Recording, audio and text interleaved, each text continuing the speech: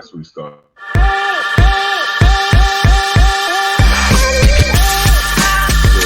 Man, I gained 10 pounds eating the red and the green M&Ms, bro. I gained 10 pounds so quick without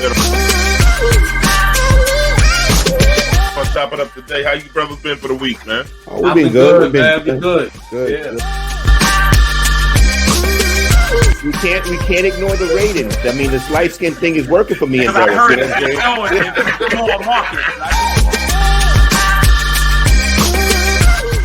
Where do we start?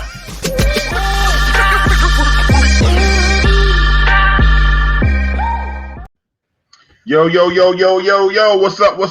Welcome back to Let's Chop It Up. Please follow us on Facebook, Twitter, and YouTube. Please like and subscribe. Also comment. We love the feedback, good, bad, and the ugly. What's up, my brothers? How was your week? Kelvin? How was your week, man? I'm start with you this time, man. First of all, it's blazing hip-hop and R&B out here in New York. I'm telling you. I mean, my air conditioner situation is not hooked up yet, so it's rough on the brother out here. But everything is good right now. I'm enjoying, school is about to end for the kids. And as much crime that's been going on in our community, I think we're making a comeback. So we got a big mayoral race, so I'm excited about that. So I'm just ready. I'm excited about what this summer's going to bring. That's what's up. But that thing, you got an air conditioner behind you, but not working. Right. That's like putting a big TV and then the little black TV, black and white on top. Yeah, exactly. But you know what? You put the good TV on top of the broken TV. That's right. You know what? I'm gonna tell you because I want to support black businesses. I'm not gonna say who my my air conditioner person is. That's all I'll say. So that's all I'm gonna say. So I'm not gonna let the enemy use me. That's all. I just let y'all know we never gonna get anywhere as a people. That's all I'm saying. Derek, what's up, man? How's your week, man? Hey, man. You know what? I'm riding high right now. My week is good. I'm out. I'm running again in this hot ass weather in the morning, but I'm feeling good. My son, I spoke to my boy. He's coming home. I think I told you that before. He aced his A school exam. So he's rocking out, you know what I'm saying? And I'm just feeling good for him, man. You know, young man with a pocket full of money and headed to Norfolk. All right, he's got his he's gonna be down there, and that's a Navy town. He's gonna be partying, y'all. Yo, Derek, I want to ask: is he gonna come in on Fleet Week? Is he gonna come in with the ship on Fleet Week? That's a good question. I don't know. I thought that already happened. Didn't it happen? No, Fleet Week is always in July. Yeah. He won't. No, he probably no. He won't. He'll be. I don't think he will be. I think he'll be. I gotta give the Navy credit with that. That's hot when they come in. But when the boys put their uniforms on and hit the spots, man, hit the club, he's gonna be on point. He'll be around. He's got to take his next week he's going to the prom with one of his I guess his ex-girlfriend from high school. Nice. So I'm trying to get him to wear the dress blues, but he ain't feeling me. So no. Long as I wear them damn whites. Them whites I can't fuck with. That's the only reason I'm doing good Navy. Them shits is too Christopher Street for me, man. Yeah. No, everything's good. I'm enjoying this weather. You know, me and my wife went to the beach twice. That's how warm it is here. Nice. You know what I'm saying? But chilling in the backyard this whole week. I relaxed. I didn't do much of nothing. Ran errands. Everything is good. Kids are good, and I'm here with you guys. Good. Yeah, everything's good. Nice. Yeah, my week was okay, man. I was in Indiana. Don't ask me why. That's some bullshit. But Indiana's Indiana. But I'm back, and they're working me hard, brother. I've been grinding, man. My job. We got a lot of contracts. So listen, also for people in the New York area, we got this emergency rent relief program that's going on. I just want to let people know that and landlords that we are paying back rent and stuff like that for people for 1 year. And so that's a back rent for landlords and tenants can apply. So just if you want the information, just look me up. I'm not going to give you I don't have the phone number. Can't remember it because I'm high. No, I'm not high. So what's up on the chopping block? The first thing on the chopping block, Mike Pence says he may never agree with Donald Trump about January 6th. Thoughts? He shouldn't agree. He almost got him killed. I mean, why would he agree with him? But the thing is, Mike Pence is just so full of shit. It's just amazing. He still won't condemn what happened that day when, they stormed that Capitol and they were chanting, get Mike Pence, because he certified the election for Joe Biden. But I mean, it's just ridiculous to me how you just won't say, listen, the guy effed up and he's not in the best interest of this country. He's not in the best interest of himself. But Mike Pence needs to come out and say that, but he won't do it. Yeah, even those comments about he just may never agree. Yeah, that's the way to tell him, Mike. I mean, really, I just may not agree with you. Yeah. I mean, still trying to couch his remarks. And I mean, it's just, I don't know what it is. I've never seen anybody have the effect over people that this man has. They still afraid of him. And I mean, he just has it on lock. And Pence was always weak anyway. He was another stopgap that was there. And especially from where he's from, you already know what it is. He looks the part. And so those comments don't surprise me at all. Yeah, Mike Pence is like extra white with the white hair, the white everything, man. He's just like a snowball, man. I'm telling you.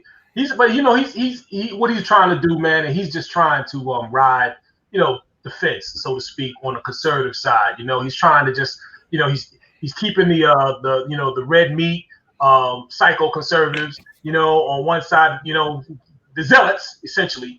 And then on the side, he's trying to keep the Republicans in line too, the ones that kind of have half a brain, you know what I mean? Because there are a few of them, you know what I mean? And I feel bad for them. I feel bad for honest conservatism, you know what I mean? Even though it's just because they want to have an honest. Some of them do. They want to have an honest conversation on the issues, and they can't because they're saddled with the other side, So and it wouldn't. I've never seen this country more divided, and Mike Pence is right there at the middle of it, man. So he's got to take some of that, man. But you know what? What happened is just being a man. I mean, I'm looking back to those debates and everything like that, and I mean the way he held Trump up. I mean, you can overplay your position, and I mean, to me, what I'm saying is ultimately. Beyond your party and all that stuff like that, you have a wife, you have children, you have a family, you have to really stand for something. And part of being a man is the willingness to stand on your own for your principles and your own belief if you have to. And if that means standing there by yourself, that's what it means. And that's why I'm saying I don't like playing politics, because the truth of the matter is just your constitution as a man should mean something. And therefore, I don't have respect for him, and I don't have respect for it. Yeah. The thing is, there's one thing that you notice too. Like, no matter what happens in the Republican Party, no matter how extreme they get, how what Donald Trump does, nobody leaves. No one just says, you know what, I'm out of here. I'm not down with this. It's just like you said, being a man, they just won't leave. So the thing is, they're all down with it. And some female conservatives was willing to front on Trump. Some of them were willing to front and stand on their own, but not Pence. I know that they had a problem with Liz Cheney recently. They got her out of her position and everything because she wouldn't go along with Trump's rhetoric and stuff like that, and talking about he won the election and all that. So, and you see what they did to her. They ousted her. They got rid of her.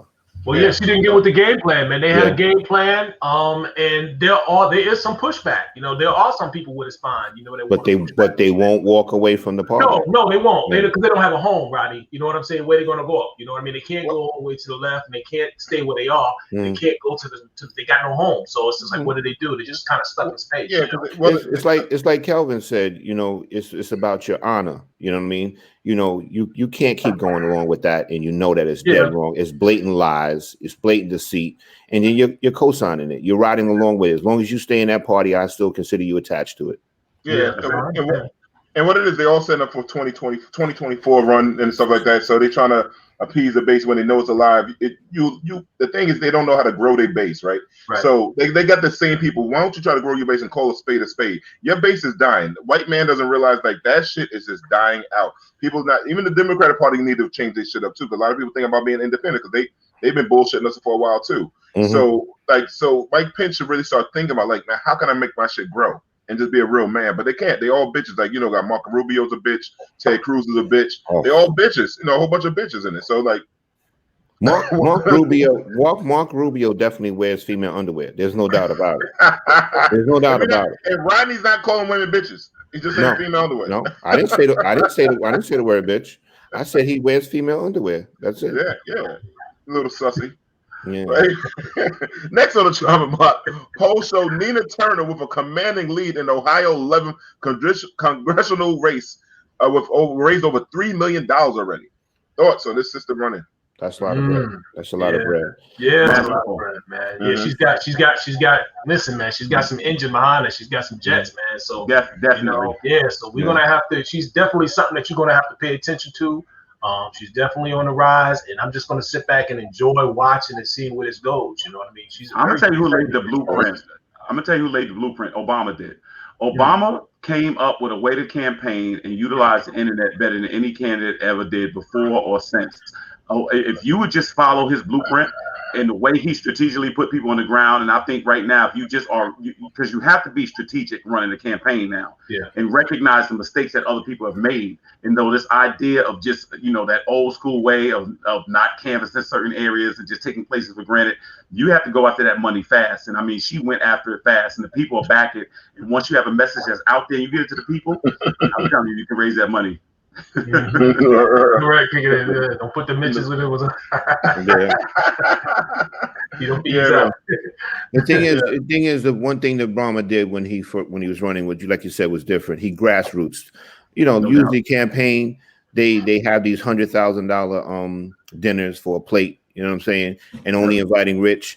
Obama, if you had $1, he would take it. You know what I'm saying, for a campaign. So that was the first president to ever be doing that. And you're right, he used social media and use it to his advantage. I mean, in our community, most movements are made on pennies and dimes. Yeah, people, those pennies and dimes, those regular blue collar, they do add it up. They add up.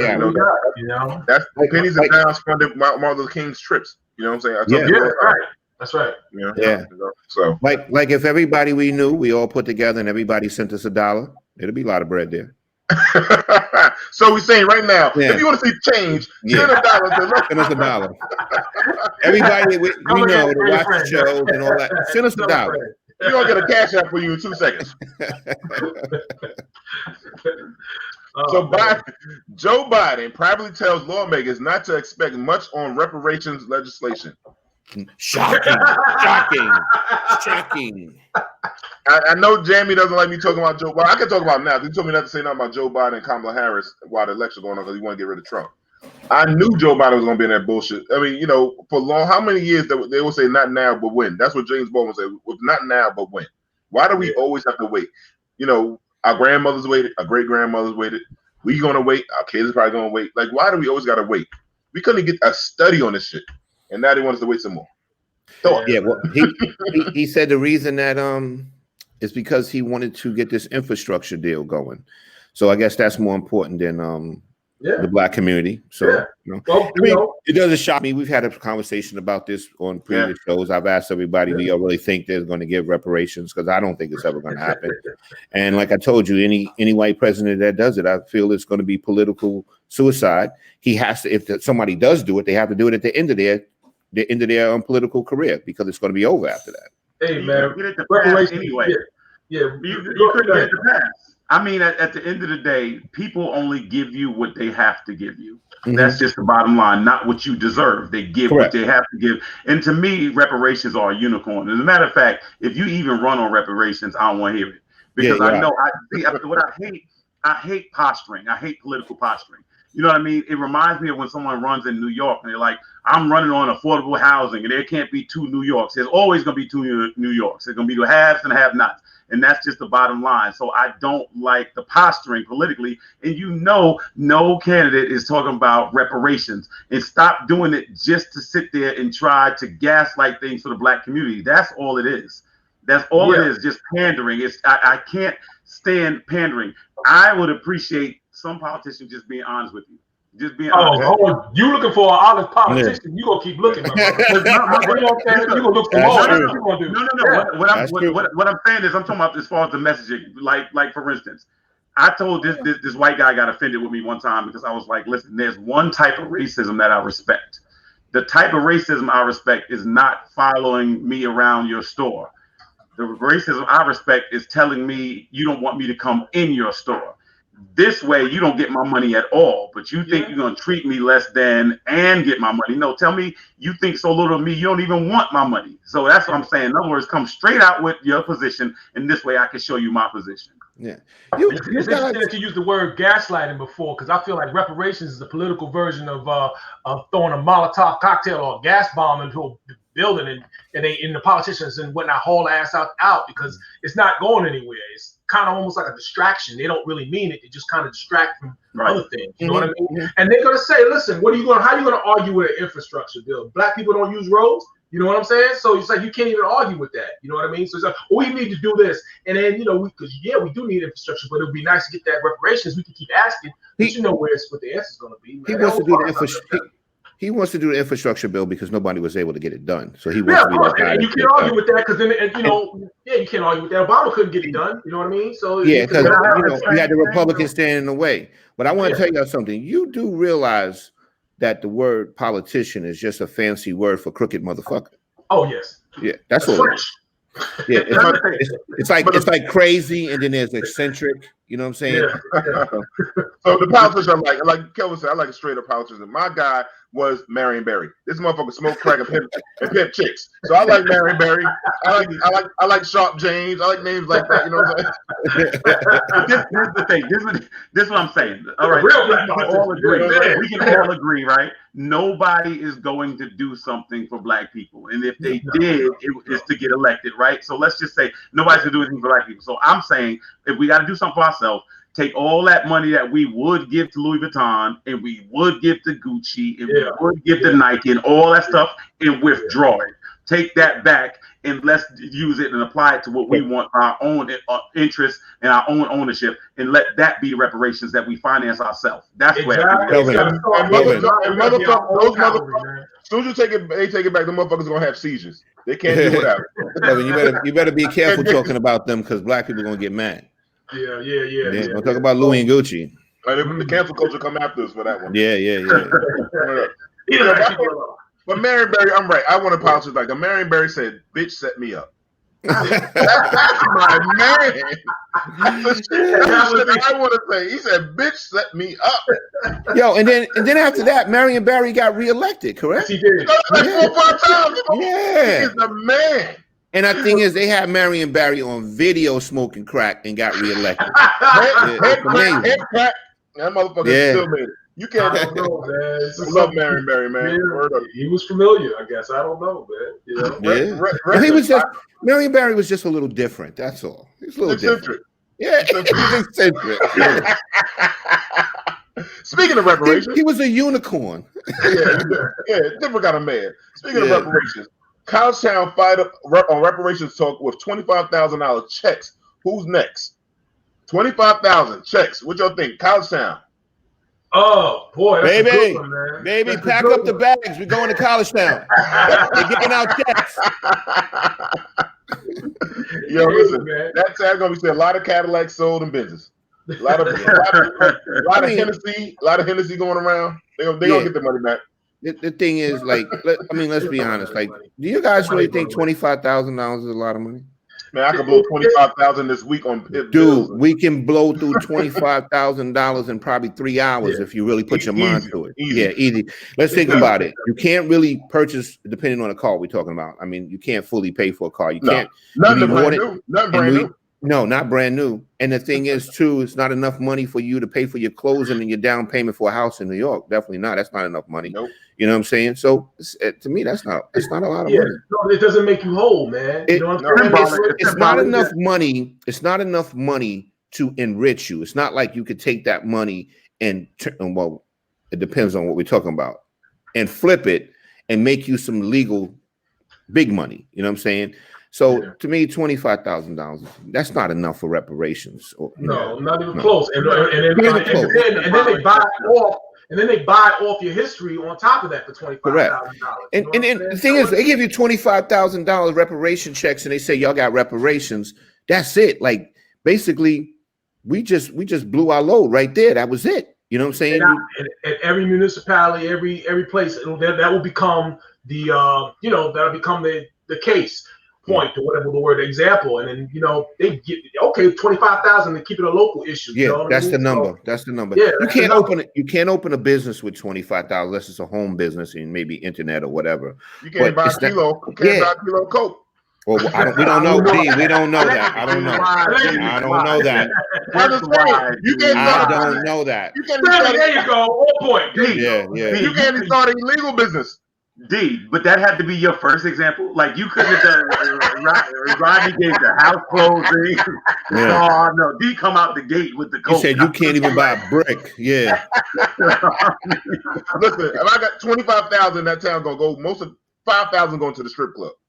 Oh wow. You gonna make it rain, man. Now talking about the guys got people got $20,000. That's it. Gucci belts and bullshit like that. You know. It's just that's nowhere near enough money for reparations and to get yourself to enrich enrich yourself. That's true. That's true. That's true. I mean, don't get me wrong. I'll take it. I'm Now, just saying. the hard part is what four people you're gonna get together. Yeah. Everybody's gonna have different ideas. You need more. Now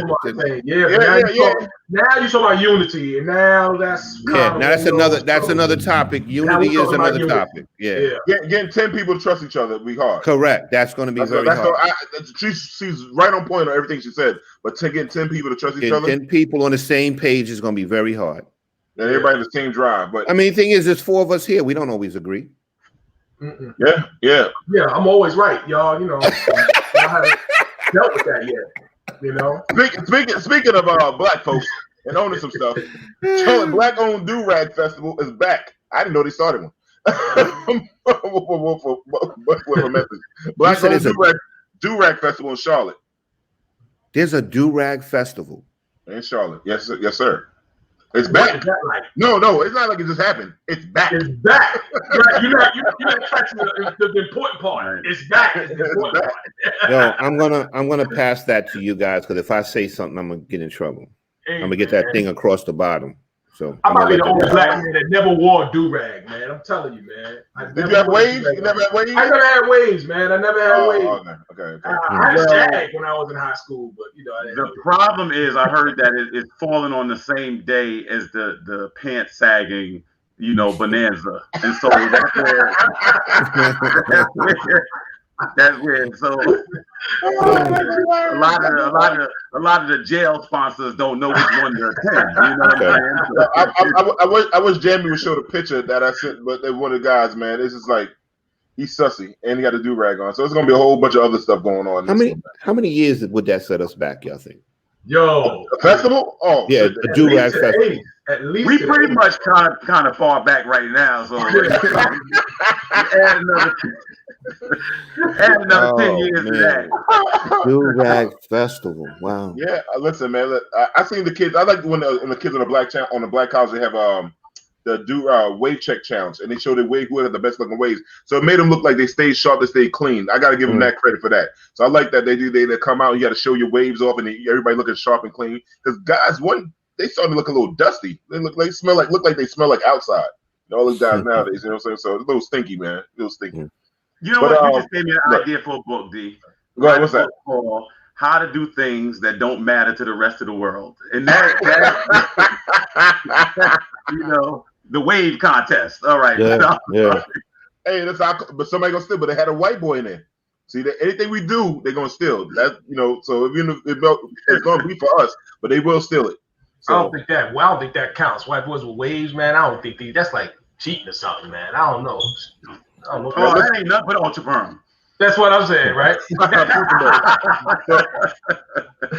So there's the black-owned rideshare company that's getting rid of the surging prices in rideshare. So thoughts on that? I'm loving the system coming up with different ideas, man. Yeah, that's great. That's great. You go ahead and do it. You know what it is?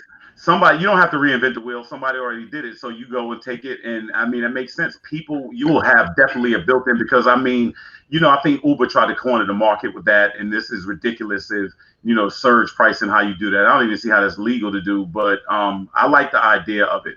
Come up with your own ride share because these ride share companies, a lot of them are a scam. All they do is give you the customer. That's it. They don't own the cars. They don't pay for maintenance. They don't do anything. But all you need is a smartphone. And that's what it is. So why not? Get your little base and do it. And the ones that do have the cars, like when the Uber has like the I think the Toyota Camry, they charge you out the gazoo for a week to get like $2 grand a month. Yeah, a month for a Camry. A Camry, man. It's crazy, man. Yep. Competition is always good, man. Oh, 4th of Juneteenth. I didn't even know that, baby girl. Damn. Wow. Oh my God, Man. Now, I hope they buying it from the do-rag companies buying from black people that make do-rags. You think so? Nah, I got a feeling. No. I got a feeling. Oh, Jamie. Why you hit it? Jamie just blindsided us with this one. So what they singing? They singing like the do-rag national anthem. That's why he got his hand on the show. I pledge allegiance to the do-rag. To not work. To not work. Put All right, things in my. I'm accepting the mean one role. I'm sorry. Yeah. But the young people, this is what I'm gonna tell you. We grew up in a generation where we couldn't wear.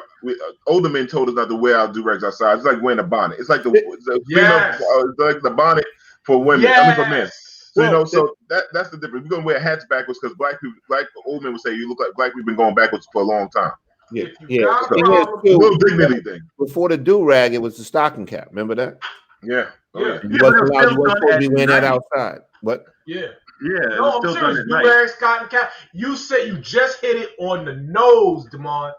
It's the male equivalent of the bonnet, man. If you got a problem with a woman walking around wearing a bonnet and you know that's the thing, listen, brothers, we got to do better with that. Gotta do better. Man. Gotta do better. Got to, man. You know what I mean? Yep. So come on, man. Yep. You know? Yep. Oh, Yeah, okay, we got another. tough.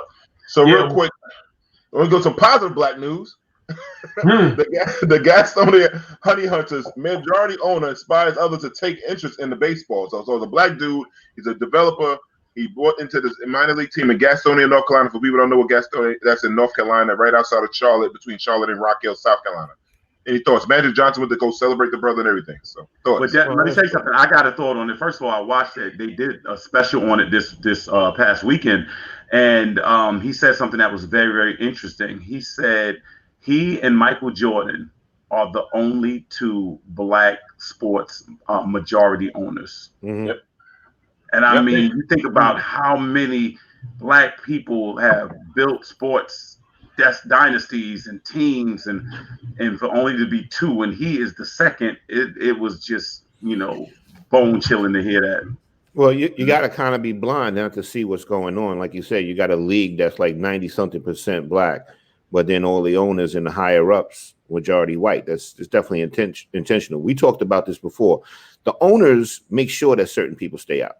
They all band together and they make sure that certain people stay out. So, it's just obvious. It's just so obvious. The thing is too, you ever notice something too? Like you have former white players get head coaching jobs, and then like I said, the whole league is like 90-something% black. But then you pick out these particular white players to make them head coaches.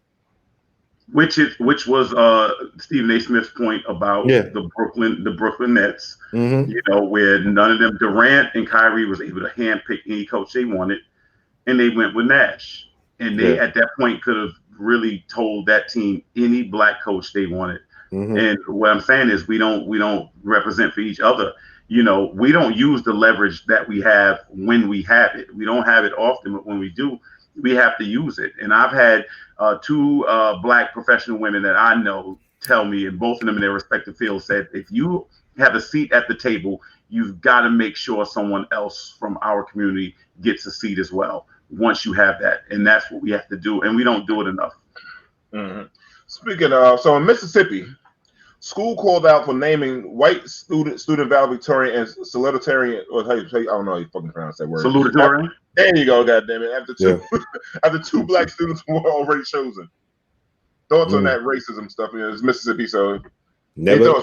It is Mississippi. Then they made sure we didn't take the lead on anything. So was the concept kind of like, well, we after all these years, we can't just have it one year where it's two black students. So we've got to make sure that we just divide the pie equally, even if we got to move the goalpost.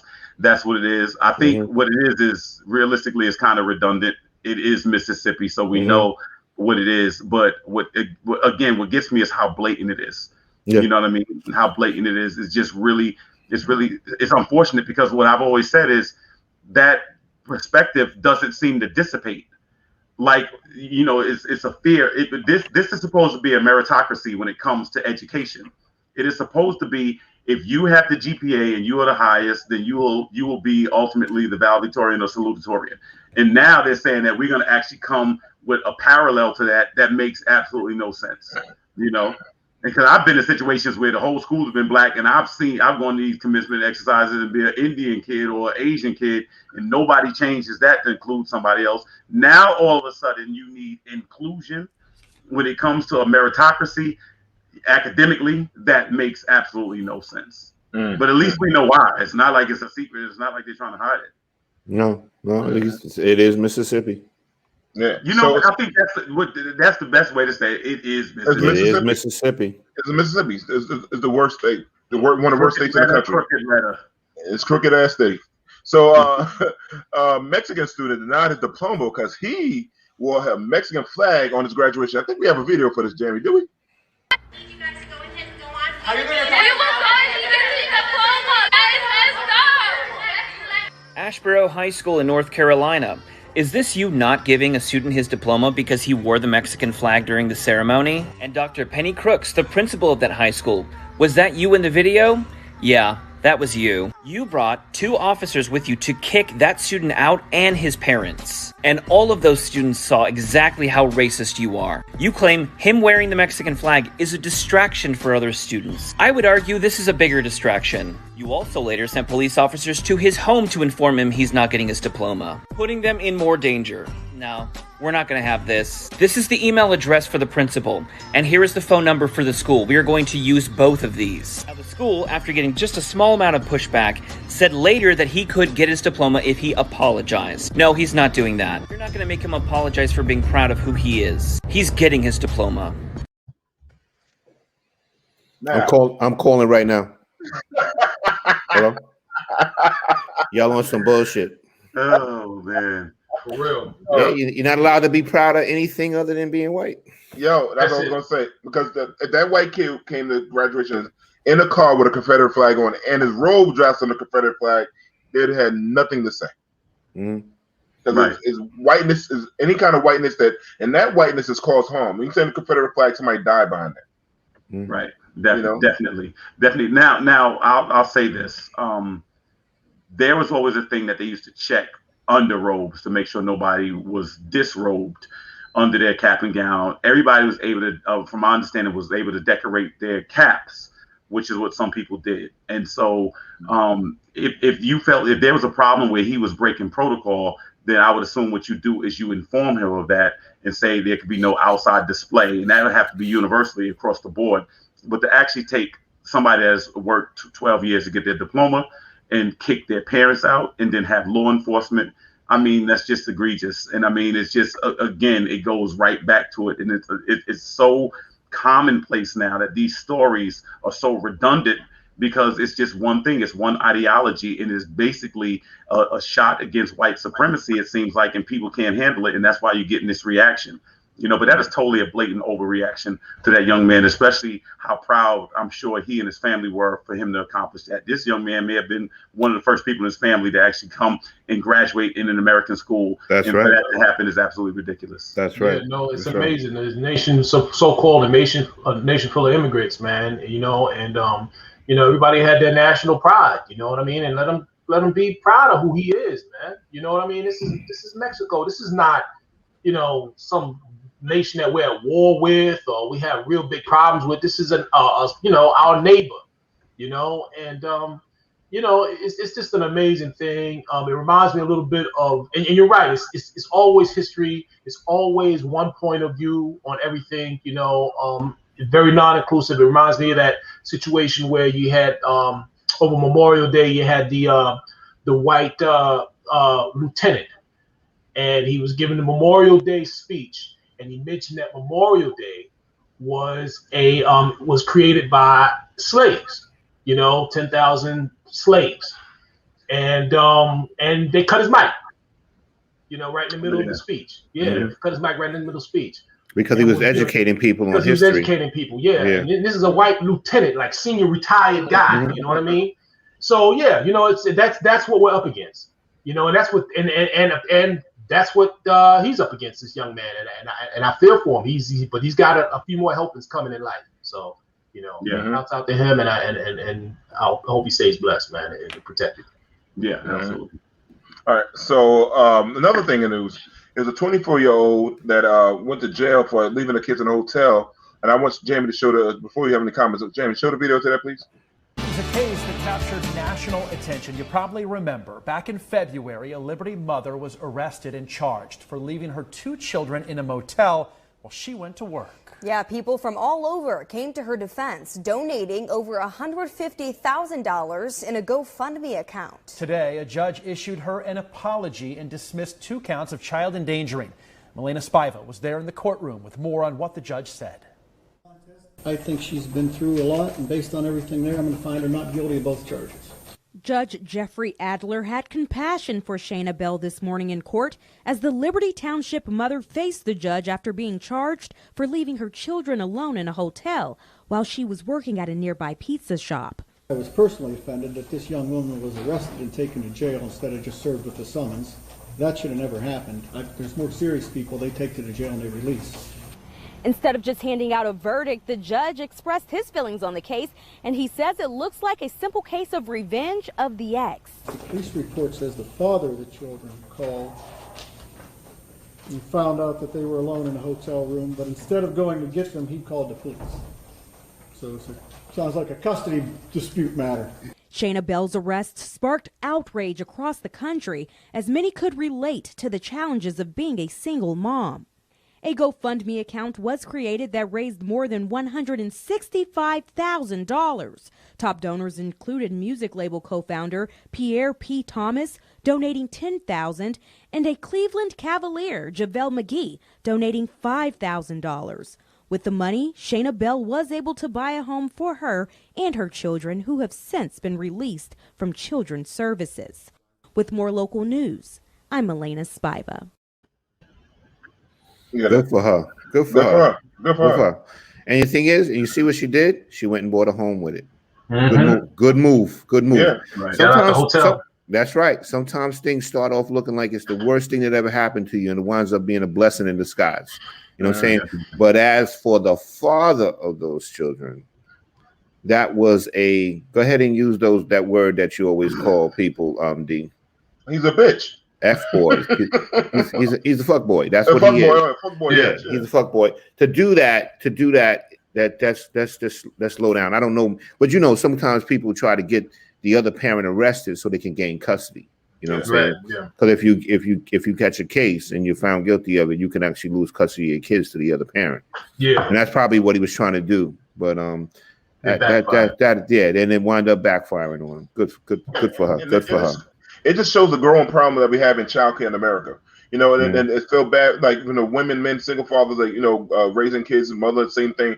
It shows how bad it is, and why should people be punished for not be able to afford to put their kids in proper care. Like she did the best thing she could do. Like back in the day, we all stayed home and watched other kids when we that age. But now you can't do that, and because consequences come with that.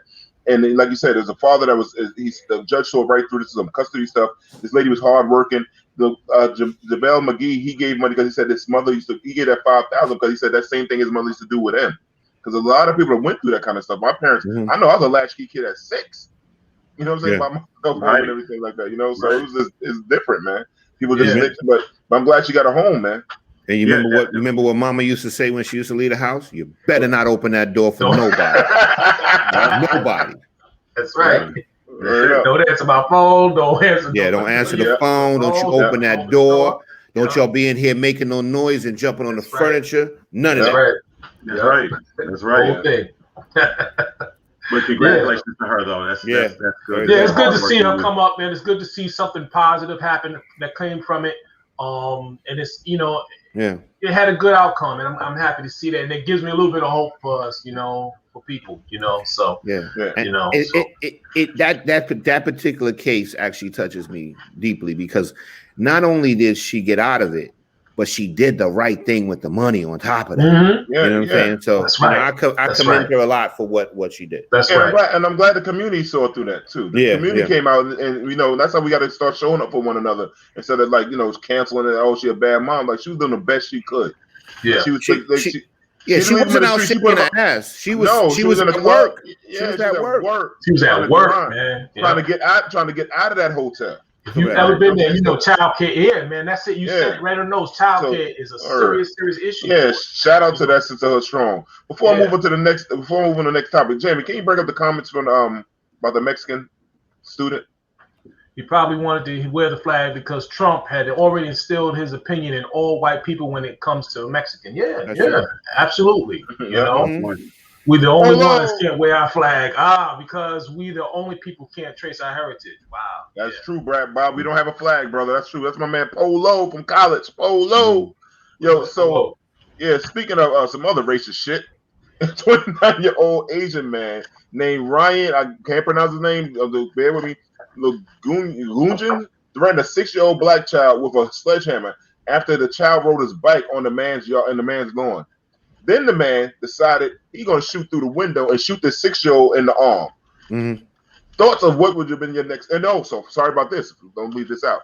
He only had a $10,000 bond. For people that don't know how to ever bond anybody out, the man only had to come. There you go. The man only had to come up with $1,000 to get out of jail. $1,000 for shooting 6 years old. He's straight, man. You know what I mean? Well, come on. I would have actually been very happy that he got out. I would have been very happy that he got out. And the thing is, he lived on the same block as me, so he wouldn't have been very hard to find. But I would have been very happy that he got out. You know, it reminds me of the situation with Zimmerman and Trayvon Martin, where I don't know how people feel empowered, like they're law enforcement or something like that. First of all, it's a kid. Second of all, what gives you the right to just bear arms and shoot out of your window or something like that for kids being on your lawn or whatever? You know, and again, like I said, people have this selective vigilante mentality, because if that kid was of a different persuasion, this wouldn't happen, and people know that, and there has to be repercussion to this. You know what I mean? I mean, you get a year in places like New York just for having a gun. You know what I mean? 3 years for a gun in New York. Right, that's what I'm saying. So because you're in a state where you can carry or something like that, that still has to be, relegated to you being, using self-defense or something like that. The man was not in danger, and it's a child, That's crazy. Yeah, so the thing, like the bike was on the man's lawn, right? So my thing is, you shoot at a 6-year-old. I wonder if there was a bunch of gang member dudes out there with some guns. Would you try to do that shit? Oh no! I doubt it. Right. Yeah, you know how that would have went, man. Yeah, he would have easily caught the fade coming out. He'd have caught more than that.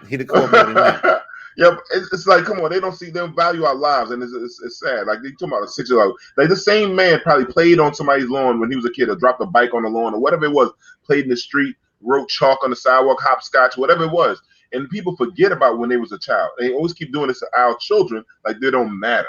And that's why people say Black Lives Matter, and when the black people don't, and Asian people don't understand why we don't like to show up for. I understand why black people don't show up for them. The same reason, like stuff like this. Same reason they treat us at the cleaners. Same reason how they act at the Chinese restaurant. Follows in stores, hair spots. I understand it. Not saying it's right. I'm just saying I do understand why we don't show up. Our own cavalry, man. I'm telling you, our own cavalry, man. It's cavalry. So it's just the fact, man. It's ridiculous. That's a 6-year-old child, man. 6. She didn't, to the boy, he didn't even really know. He's just being 6. He's riding a bike, you know what I mean? He just learned how to ride a bike. Let's start there. You know what I mean? And you know what I mean? And he's trying to figure that out. Now you mad because he's on your lawn. Just come on, man. Ridiculous, man. We talking about fucking grass. Shit grows grass, dude. Grass. Grass. You cut some more. You won't. Is that serious? The shit grows back next week. Exactly, man. Oh my God, man. In Florida, right? The concerts right now, the concert goers are charging, the concert promoters are charging $999 for unvaccinated people and $18 for vaccinated people. And I think this law goes before the law goes into effect in Florida. Thoughts? Okay, this is my thinking on it. I'm vaccinated. I do not feel that people should be made to feel shamed because they're not getting vaccinated. I just this idea that people that are not vaccinated, I think people have a right to put whatever they want in their body and things. I don't think people should be forcing them and leveraging them, you know what I mean? Because that's just a way to just try to force people to get, you know what I mean? Because that's too big of a disparity financially.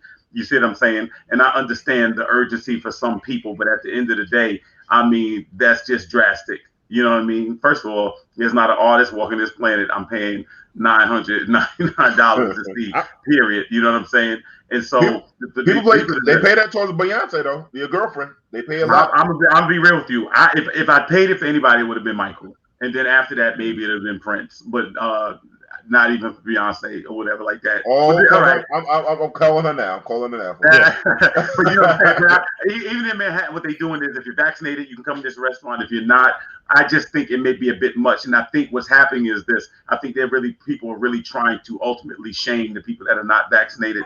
And I'm saying I don't think that's helpful. You know what I mean? I don't think it's helpful. I just don't think people need to be leveraged like that. I got cousins and friends that they're not trying to take it. They have their reasons, and I respect their reasons, and you know what I'm saying. And I just think people have a right, you know what I'm saying. But to leverage people and kind of force them and shame them, I think that's a bit drastic. Mm-hmm. Well, I'm going to take a different approach, Kelvin, because I want to know really how many people paid the $9.99. I bet you it's none. Yeah. It's just something to gain attention to the concert. That's all it is. Ain't nobody paid that $1,000. See, first of all, most of those people on that concert, we don't even know. You know what I'm saying? So I think it was a hype move. You know what I'm saying? And then, like I said with Calvin, trying to shame people that didn't take the vaccine. You know what I'm saying? But you know, I like I said, I see it a different way. You know, I think in a business mindset, and I think it was just to draw attention to the concert. Yeah, I agree. You got a point. Yeah, I agree, Rodney. Nobody. Show me how many people he got to pay the $1,000. I bet you it's zero. Yeah, I bet you it's zero. Nobody paid it. Yeah, nobody paid it.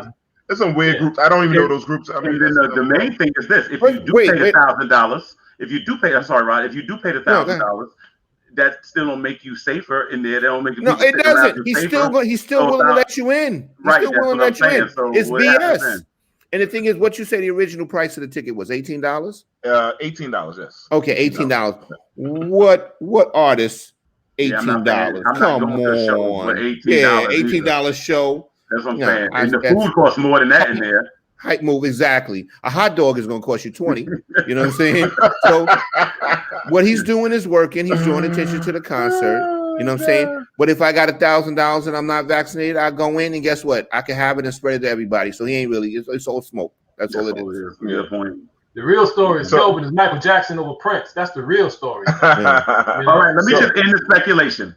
Y'all can go with the whole Prince was a greater musician. Michael Jackson is the greatest entertainer to ever walk this planet. Now, let me say this. If you Google the greatest entertainer to walk the planet, Michael name gonna come up. Oh, she said Tu Wong Fu is in the crew is performing. Okay, who is that? Who is that? Oh, I thought somebody was ordering something. I thought that was something on the Chinese menu too. Yeah. Tu Wong Fu. Hey, let me ask you a question. Real quick. Is there any such thing as a stripper loan? Jamie, can you play the video, please? Jamie? Not now. Having a customer sue her is a first for the statuesque dancer who calls herself Nomi. He was becoming a regular, and we did become friends. I really like him as a friend, and I still do. We had a dating relationship, and on May 3rd, we had broken up. Robert Wallace says he loaned the dancer about $2,000, and he wants it back along with a laptop and some DVDs. I don't believe in loans because I don't want to pay anybody back. I know how stubborn she can be, so after a week of waiting for her to return my things, I decided to file a suit to get my stuff back. Since the word loan doesn't seem to be in Nomi's vocabulary, and Robert says the cash and other items were not gifts, it looks like an out-of-court settlement is out of the question. I've given him gifts too. You know, I mean, how do I get my booty and boobs back? Still, both sides say they've learned a lesson. Robert says he's not dating any more strippers. I did see it possibly ending this way. And Nomi says there's no such thing as refunds, exchanges, or rain checks when strippers are involved. No refunds in the strip club. I've even had people come up in there asking, oh, can he get a dance mail, pay me back next week? We ain't got no layaway plans either. Man, she killed him. She killed him. She got the weapons out right there for the interview, man. You know what I mean? Did you guys recognize him? No. Yeah, he's a superhero. He's Captain Super Simp. No, I'm gonna take Naomi's side on this. Nomi shouldn't have to pay him back because he's a simp. You know what I'm saying? That's just how I see it. My first question. Go ahead, Rodney. Finish. No, he's a simp. And the thing is, you know, when you're dealing with a businesswoman, that it's going to be all about dollars and cents. Nomi's about her paper. And that's the bottom line. And if he didn't recognize that, shame on him. And if I was a judge, I would throw him out the court. And laugh at Honestly, I'd say, get out of here. Fly out of here, Captain Super Simp. My thing, first question is, who the fuck still has DVDs? That's another thing. Wait.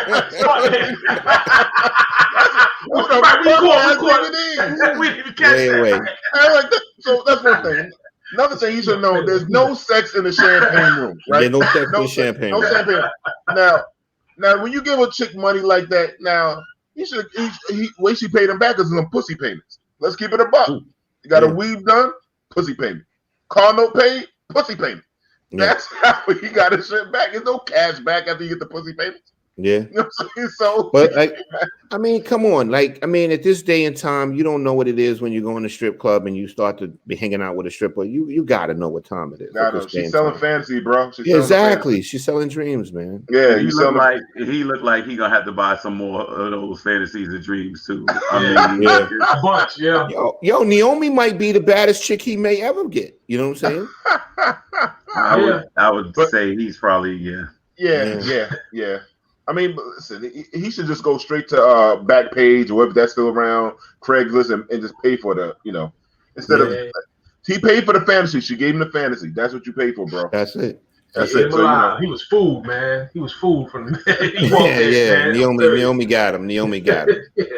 And he gave up free promotion. She on TV, and correct. That's true. Correct.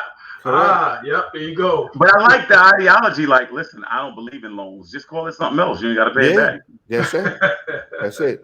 I'm gonna tell my creditors that. Like, I don't believe in bills. I don't believe in loans. DVDs,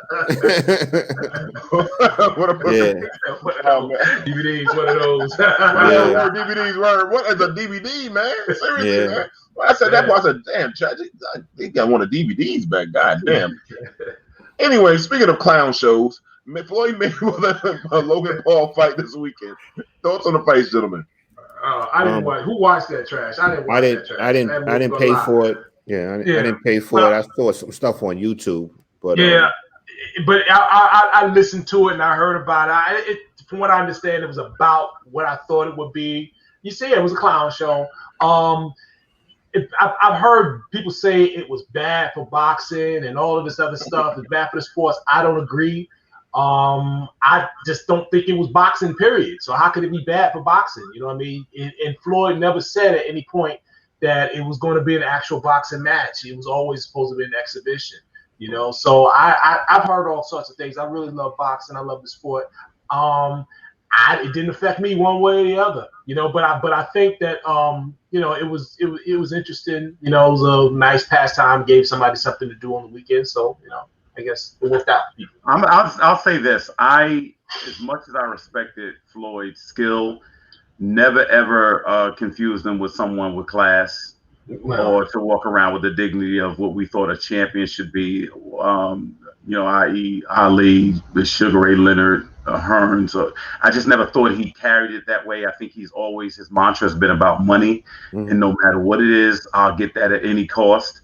And so, like he said, I watched his post-fight interview. He said, like me or dislike me, just talk about me because I'm making money from it. So if that's his standard, that's it. That means he'll get in there with an orangutan if he have to. That's what it is. So I disagree with that. I think he probably has made more money in the ring than any other fighter living or passed away for that point. And to me, there's a certain way that you kind of protect the sport, protect the integrity of the sport, if there is such a thing. And to me, I don't think he guards against that. I don't think he cares to. And so therefore, but what I can say about Floyd after the Pacquiao fight, there's not one more dollar that boxing is going to get from me. I'm just telling you. I'm telling you. That's it. Yeah, I think I'm pretty much done with it. And if it's not on YouTube, I'm not gonna see it. No, it's not on Fire Stick. I'm not gonna see it. Shout out to the Fire Stick guys. A good look. Shout out to them. I think Floyd Mayweather. Like I said, this is sad to me. I was a big boxing fan, like you, Derek. I mean, this is not something that I want to see. I think that Floyd Mayweather helped build boxing and help make it great, and now he's getting ready to tear it down for his own. Here's my thought about it. I think Floyd has been great for boxing personally. Yeah. I think he's been great. I don't think he's not doing anything to boxing. It's the promoters that are destroyed, that are tearing down boxing. He's a promoter. He's a promoter, and he's playing the game now. He's promoting his own fights. He's promoting this. Right. He's a promoter. He's a self game. Right. So listen, if Bob Arum could get in the ring and keep all the money, he would do what Floyd's doing. All right. So like you can't get mad at him for being a promoter. He's a promoter. Now, if you have a problem with promoters, which I do, I could go all in all about issue with boxing and promoters, then yeah, I can feel you, because that's the reason we can't get the fights that we really want as boxing fans. You know what I mean? We still can't get Errol Spence. If y'all don't know, if anybody's following boxing, if you can't get Errol Spence, Terrence Crawford for the same problem. You know what I mean? That's why Canelo's walking around. He's fighting bus drivers and all that. And the same thing with Terrence Crawford. It's the promoters that are killing him. He's playing the game. That's all he's doing. And he learned how to hack into it as a fighter. Right, and he's the first one to walk away. Like he said, to walk away. He's got all his faculties and everything else, and he's winning and beating them at their own game. But the thing is, it's not about him. I don't have a problem with him being a promoter. I have a problem with his choices and what he's promoting. Correct. The bottom line is this: he is putting on a circus. This is a circus. You know what I'm saying? Let me ask you a question. The thing, so then basically, the thing is, it's like what just Kelvin just said. So then basically, the next fight can be a kangaroo, and that's okay because he promoted it. No. You know, I'm glad you said that. Remember when Muhammad Ali, we love him. He fought a wrestler.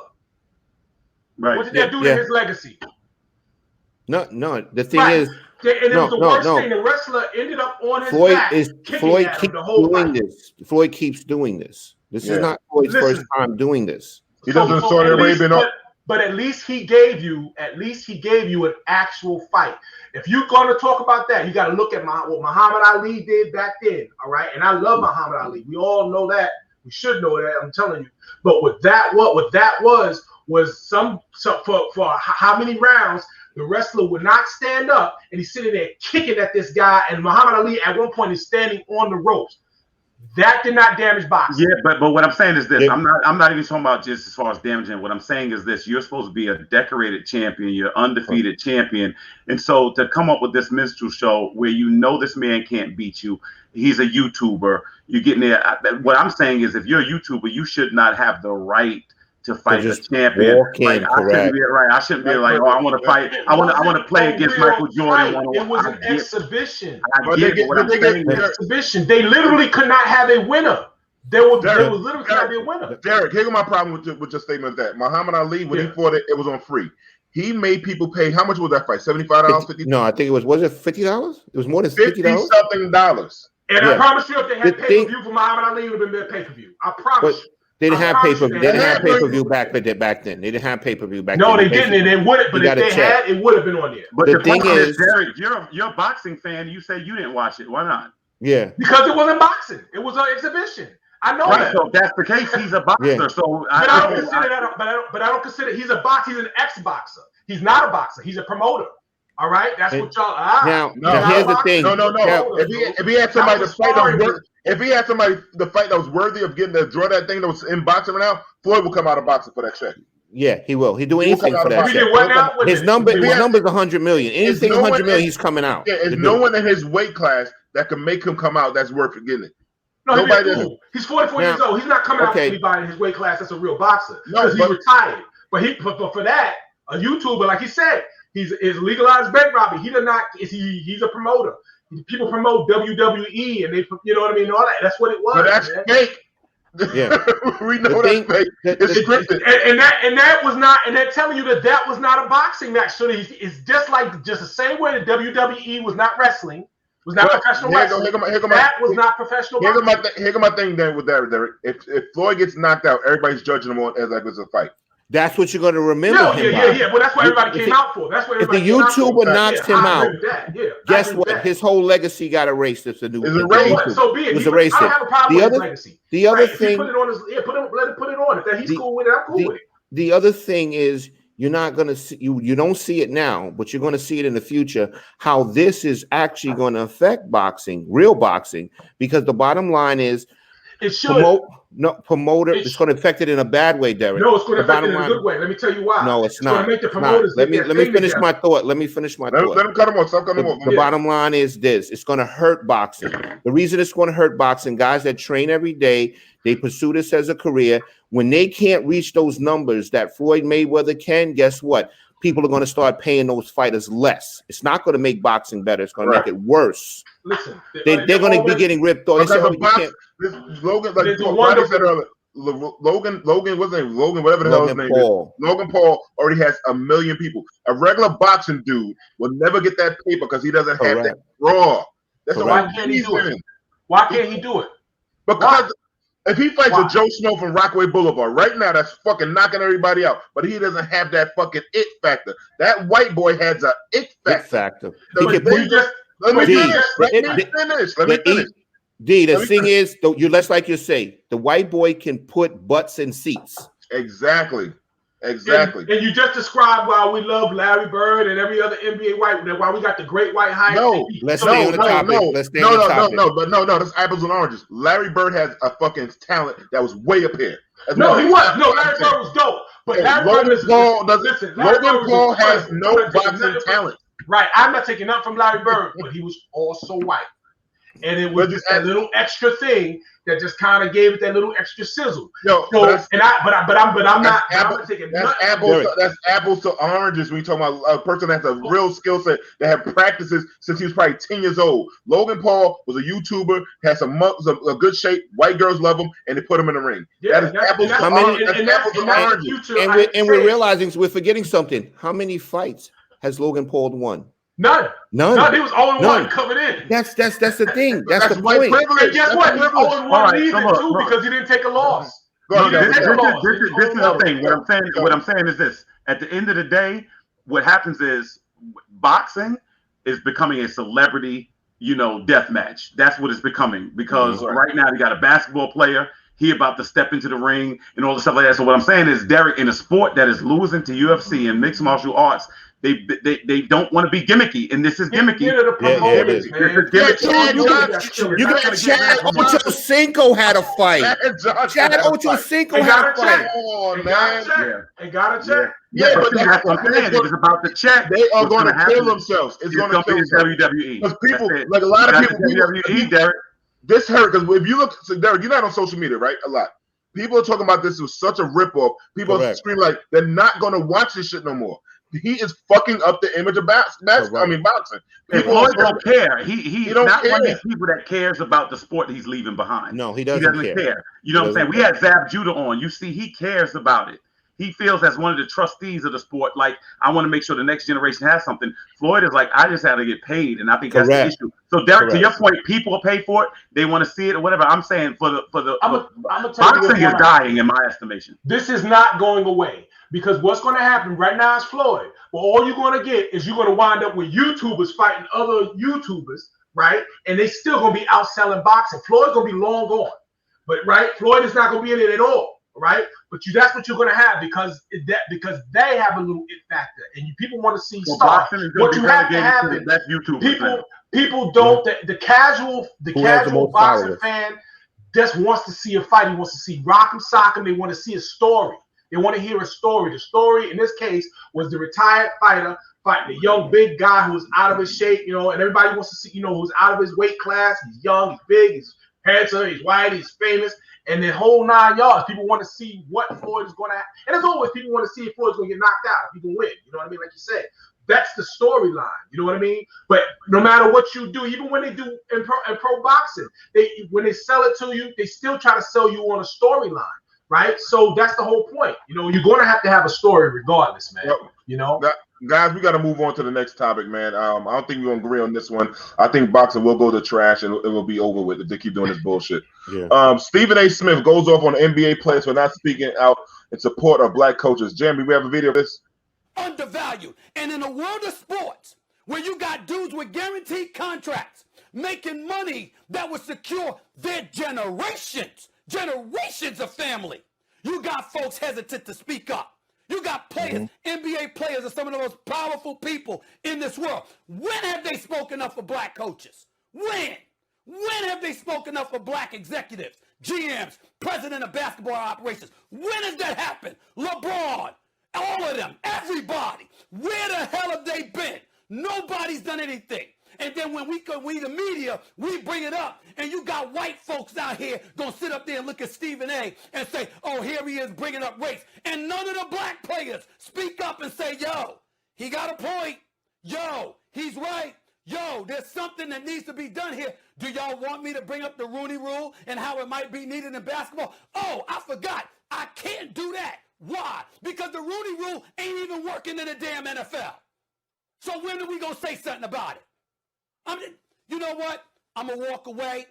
I'll be right back because I'm scared I'm going to say something that might get me in trouble because I'm pissed. I'm pissed. Yeah, Perk, you want to respond? Thoughts, gentlemen. You got a point. Yeah. You know, Yeah. more than a point. It's you know, true.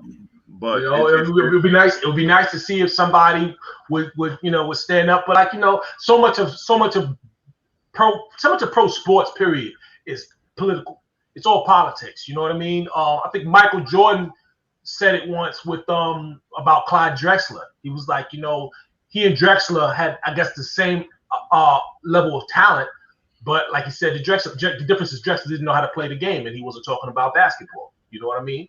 He was talking about playing the game of politics in professional sports and knowing how to give yourself an extra little boost and whatnot. And I think that a lot of today's players, the stars, are playing the game, and they don't want to rock the boat. They don't want to bite the hands that feeds them. They don't want to upset the apple cart of the system. And I would like to see some of these larger guys, some of these larger stores who have the influence, be able to do it. But I think they know something that we, the viewers, don't know. They know how to play the game. So, well, I think you're a little wrong on that, because those high-power players are already dictating how the league goes. They're getting together and saying they're going to certain teams. They're doing these kind of things. They're saying draft this person, play this person. They have the power. But when it comes to the coaches, the black coaches not having each other's back, that's where they go wrong at. But no, I'm agreeing with you. Yeah, but I'm saying, but they can't be scared to speak out because they are speaking out. They the ones that drove the narrative, drove the thing about Black Lives Matter, wearing the shirts and stuff like that. They the one that said we're not gonna play the game tonight. They have the power, especially in the NBA. So that's a BS right there. I think the NBA has certain agreed upon issues that they are allowed to tackle. I don't know this for sure. I think they know which issues that they are allowed to tackle. That which they can take on and which ones they can't. The NBA player could take on any player, anything they want. They control the league. They can't control the league. Yeah. They can control. They can go from LGBTQ to Black Lives Matter to anything they want to touch on. The NBA player has the most power. But they showed it by their movement. I agree to an extent, but at the same time, people wonder about off the court money they can make. There's certain things that I think they are afraid, because there is a price to some of this stuff. So to me, any superstar could save their coach's job.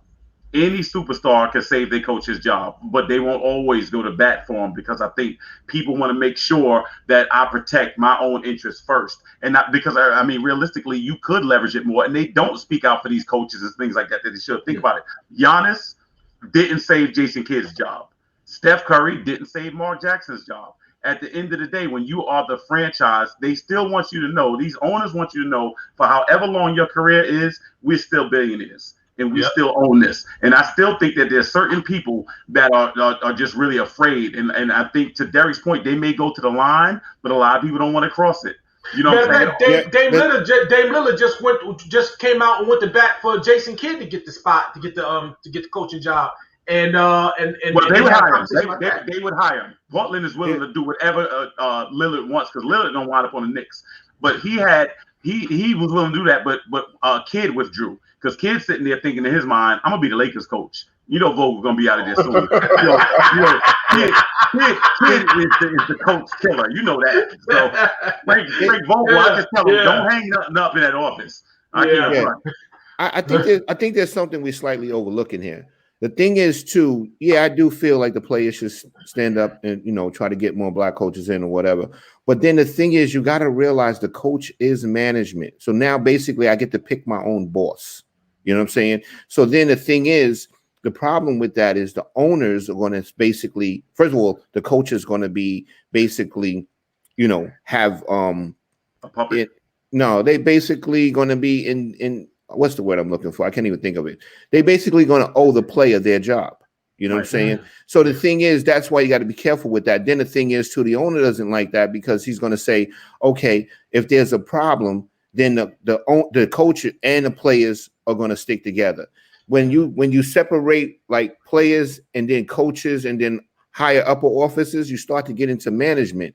So I kind of can see that because I realized that from the police department. Like you can't pick your own boss because then the boss has no power over the players.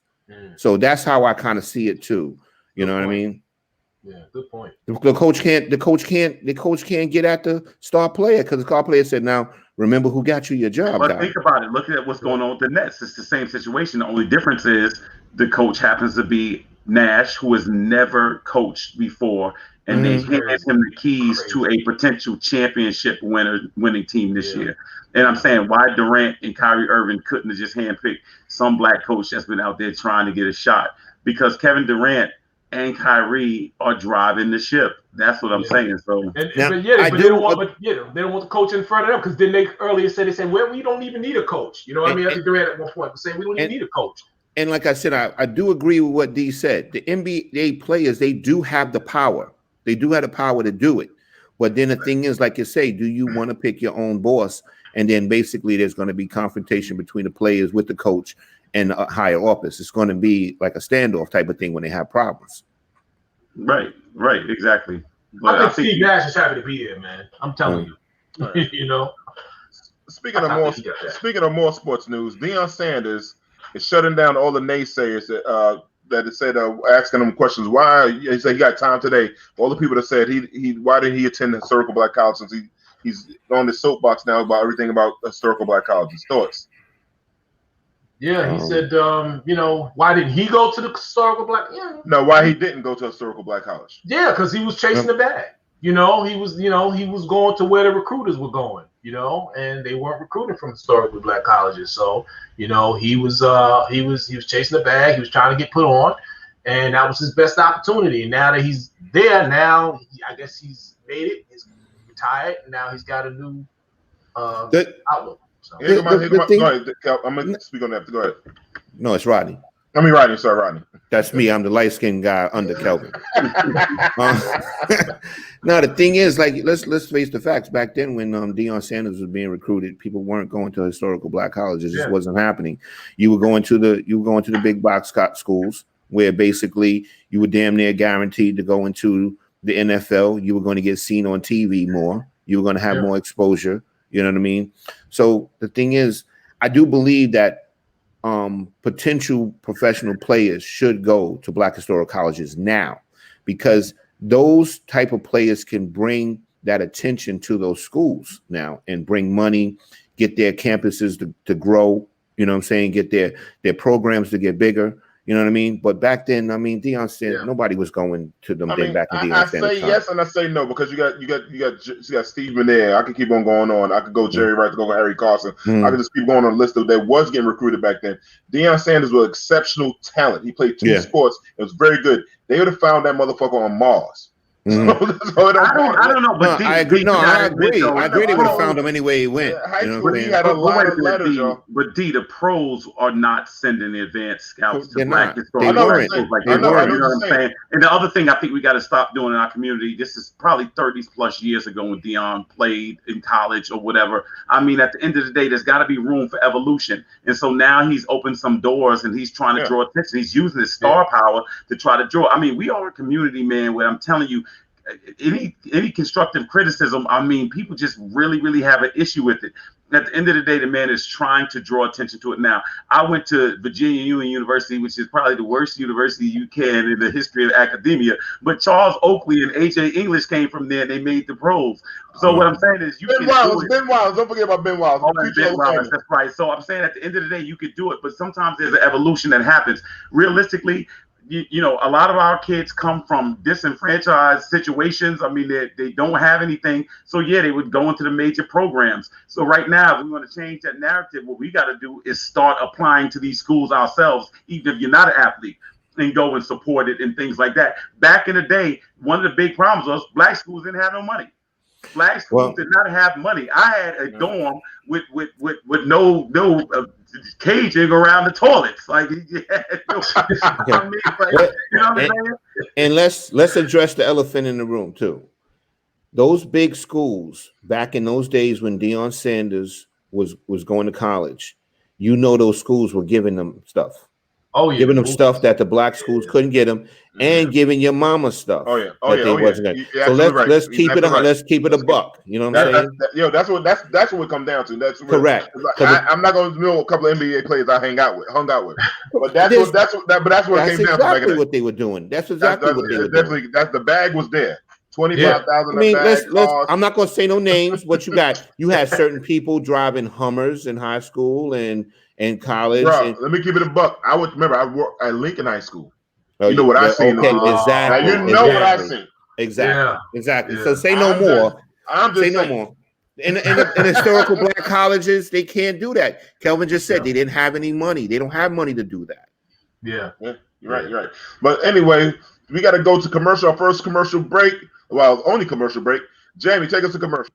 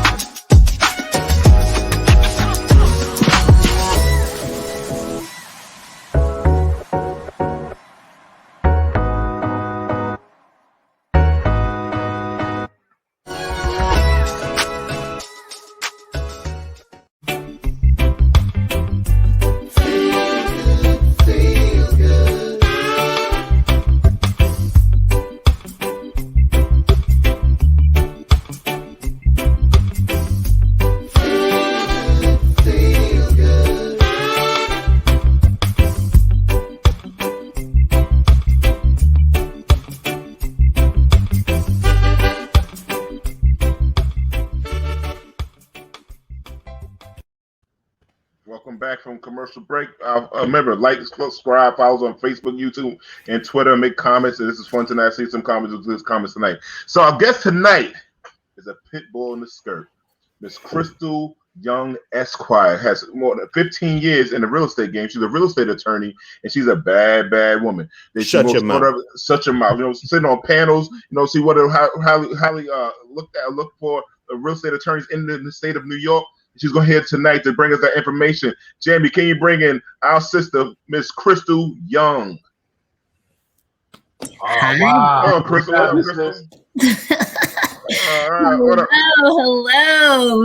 Good evening. Good evening, sister. How you feeling tonight? Thank you for having me, and what a wonderful introduction. I appreciate that. Thank you so much. Yeah, very welcome. Very welcome. So, Crystal, since you know the real estate game, you're a real estate attorney, right? Yes. And, we went over this last pandemic, and the people before, you know, you probably been through it when we had the recession stuff. What has changed in the market since the pandemic? Yeah, so it's crazy, right? We think of COVID with you know, everyone's working from home, you know, the kids are home, you're homeschooling, barbershops are closed, you know, nail salons are closed, you know, you can't celebrate birthdays and different things in your home. But the real estate market started to crank during COVID.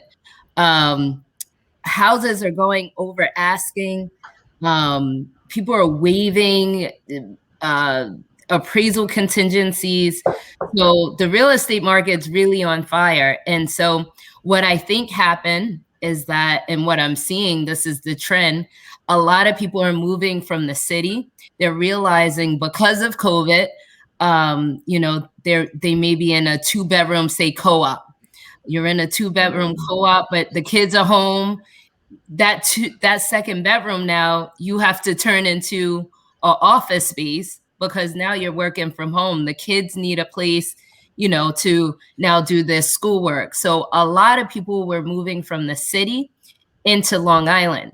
So if you guys have seen, like maybe social media, maybe even on the news, open houses on Long Island, New York have, lines around the corner where people are just looking for more space. And it's a good time to purchase a home because the interest rates are super low. So that's what we've been experiencing now, due to COVID, that people are still buying homes. It's super competitive. Interest rates are low. So houses are flying off the shelves. It's definitely a seller's market. Crystal, let me ask you this question. A lot of prognosticators of doom thought that Manhattan would never return. And so I know there's been this great migration out of Manhattan. Do you think it's opening up room for maybe a new generation of younger people who could not previously afford the city to now try to make their way into that space? Yeah, Kelvin, that's such a great question. And absolutely. I tell everyone I know, it's the time to be prepared. We see just real estate is kind of like what happened with the stock market. So you think about, during COVID, everything went down. And now if you invested during that time, now you're winning, right? Because, everything now shifts back up. During the pandemic, same thing with housing in Manhattan. You couldn't even sell a co-op or a condo in Manhattan. And now, those prices have went down so people can actually afford it now. So definitely anyone that is looking to invest, and if you ever wanted to purchase a home in the city, this is definitely the time because you can get a really good interest rate at about 3% now. And also, the housing prices in some areas, some very prominent areas of Manhattan, they're not the prices that we've seen in the past. So you can certainly, open, yourself up to now purchasing a co-op, a condo, or some town housing in Manhattan. So for sure, that's a great question. Thank you. And Crystal, I was definitely feeling you with all the things you said about people working at home and they needed to get more space and they moving out in the suburbs. I witnessed that firsthand. Also, too, people wanted backyards. They realized that, being closed inside an apartment, they didn't have like their own backyards to get air. Right. But the thing is, I kind of noticed that commercial property all over is down, So I was telling this one specific person that if they wanted to get into commercial property, that would be definitely the time. And I wanted to know if you agreed with that. And the other thing is, do you think that because the market got so high and people overpaid, do you think it's going to be a bubble that's going to pop because people overpaid, or those are going to be the new numbers? Yeah, no, that's a very good question. So I'll start with the commercial space. So definitely commercial space, a lot of commercial space is sold by square footage and all of that. Why that went down? Because we understand the businesses shut down. So a lot of business owners just had to shut down and they're selling for, whatever they can get. And people are nervous to now start businesses because of COVID. They're like, well, do I, actually need space? And that's what I think COVID has taught us, that we can do a lot of our business right from home. So unless it's like, something like a restaurant, a lot of times you don't even need a space now. So yeah, definitely, if you are looking for some commercial space right now, the numbers in terms of, square footage and that dollar amount you're paying per square foot, that is at an all-time low now. So it is definitely a good time to buy some commercial space for sure. Now, with regard to your other question, the other question was, just repeat it for me. The thing is, I was saying that people are overpaying so much for homes now. Mhm. Do you think that it's going to be a bubble that's going to pop, or do you think these are going to be the new numbers? Yeah, definitely. So with regard to, you know, a bubble, I actually worked in foreclosure during the recession period of 2007, 2008. I worked for a law firm that represented big banks in foreclosure actions.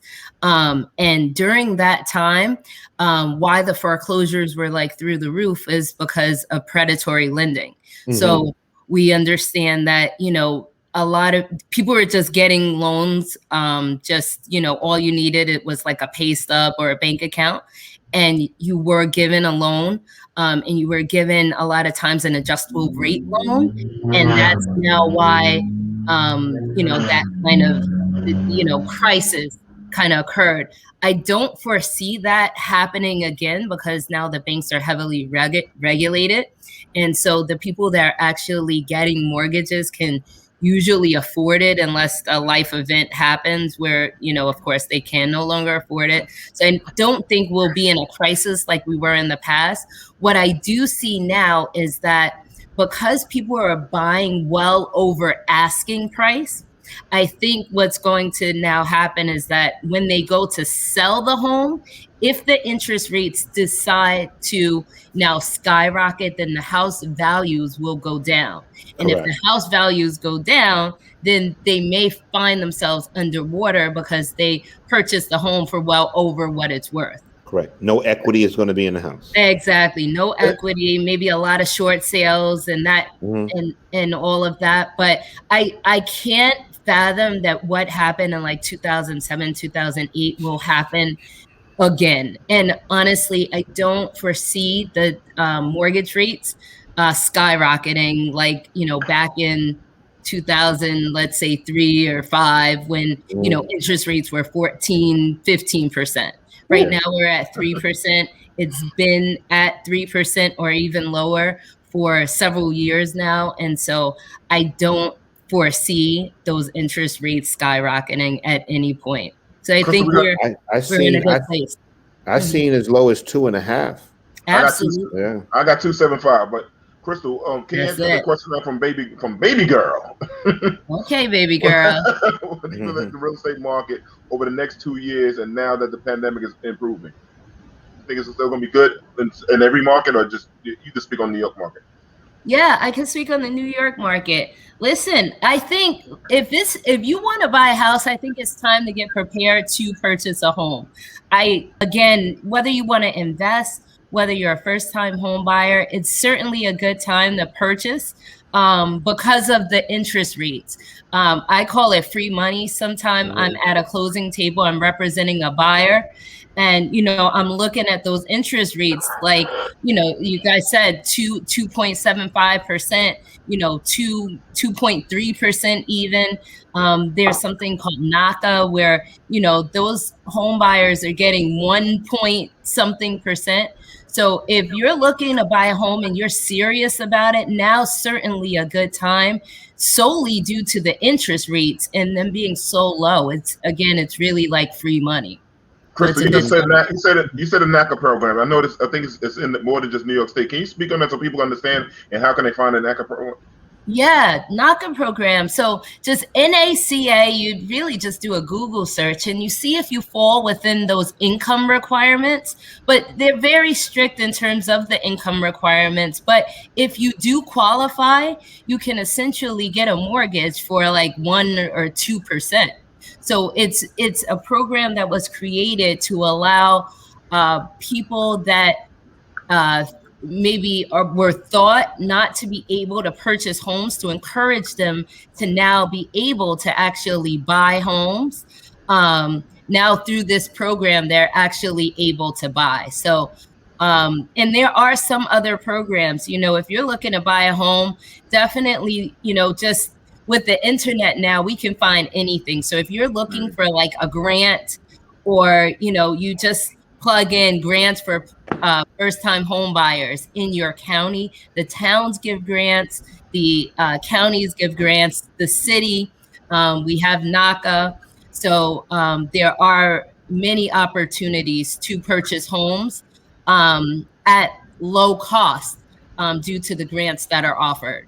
Let me ask you a question. Like, how do a person find a lawyer like yourself? Like, what the person's researching, looking for attorney, lawyer? I mean, a real estate attorney. What should they be looking for first? Yeah, definitely. When you're looking for an attorney, I say my claim to fame is like you want someone that's relatable, because when you think of attorney, a lot of people think, attorneys come with a negative connotation, and I really try to dismiss that myth that attorneys aren't relatable. Attorneys aren't, you can't speak to the attorney, your attorney's not your homegirl, this and that. So I really try to encourage home buyers to work with a attorney that you feel that you can relate to, and that's going to kind of understand where you are in terms of the home buying process. So my ideal client is a first-time home buyer. You can really just, if you're looking for an attorney, of course, again, with the internet, you can kind of do a Google search. But if you know anyone that has purchased a home, you'll kind of referral is the best compliment. So, if you know of anyone that purchased a home, I would typically ask, well, who did you use? And, if they had a great experience, I would really start there in using someone that's known and trusted. Also, I get a lot of my referrals from real estate agents and also from mortgage professionals. So your first step when you're purchasing a home is to get a pre-approval. When you get your pre-approval from your banker, you can ask your banker, well, who do you suggest I use as the attorney? Who do you suggest I use as your realtor? Especially if you trust them. I would always get my professionals from a trusted source. So yeah, otherwise, here I am, and you can always use me. I'd be happy to help. There's a question down there for you, Crystal. Mm-hmm. Oh, okay. Online, I see a lot of seminars about multifamily homes for investing. Do you think they are better than single family for investing? That's a personal preference. Why you probably see a lot concerning multifamilies is because this is for someone that's really looking to now get, say, like a FHA loan. So you can get a FHA loan on a multifamily home, and they call it like house hacking. You probably heard that term, where you get a FHA loan, you only put like 3% down, maybe 3.5% down. The requirement is that you live in the property for at least a year. You pull the equity out of that home, and remember, it's a multifamily. So now you're collecting rent that's paying for half the home, or maybe all your mortgage or part of it. You take that money along with the equity you've acquired, and now you go and buy another multifamily, and then another and another. And that's how a lot of people get into this real estate game as an investor, by buying that first home as a multifamily, again, living in it for 1 year, and then taking that money, that equity, along with the rent that you've acquired, in the 1 unit or 2 units, whatever, and now purchasing another home. So multifamilies are definitely great. But it's personal preference. Some people, if you have a family, you're just, maybe you don't want to live in a multifamily, you just want to purchase a single family home, and you can acquire equity through that mechanism as well. Purchase a single family home, live in it a few years, acquire some equity, pull out the equity, and now go purchase another home and maybe rent it out, maybe then purchase your multifamily home. But if you're not living in the home, you can't use the FHA loan. And so that's the value in purchasing a multifamily home. With the FHA loan, you ultimately have to live in it, but that's the value of doing so. Yeah, I mean, Crystal, could you explain? Because the thing is, I've talked to people about this too. People think automatically that a FHA is a first-time buyer. It's actually a owner occupancy loan. That, like you said, if you could elaborate on that so people can understand too, because everybody thinks it's first-time buyers. Yeah, definitely. Absolutely. So the FHA loan, it's a federal loan.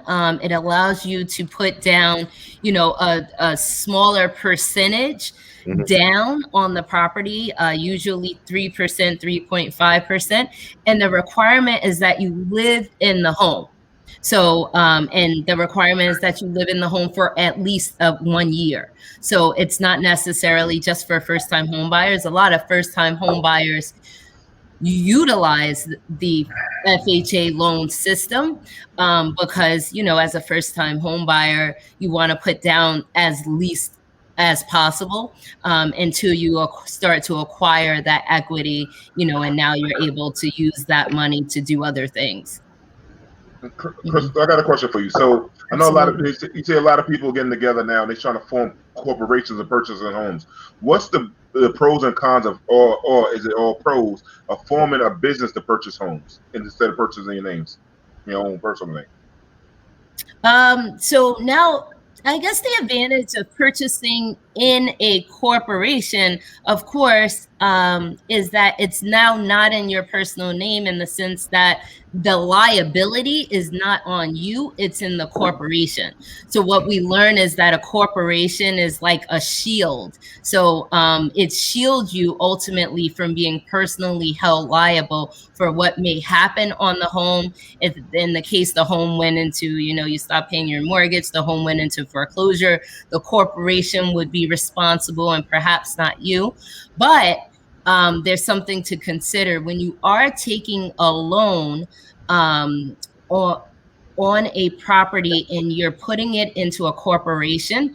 The lender often requires you to sign what's called a personal guarantee. So you are theoretically still responsible, not just the corporation, but you as an individual. That's if you're taking a loan.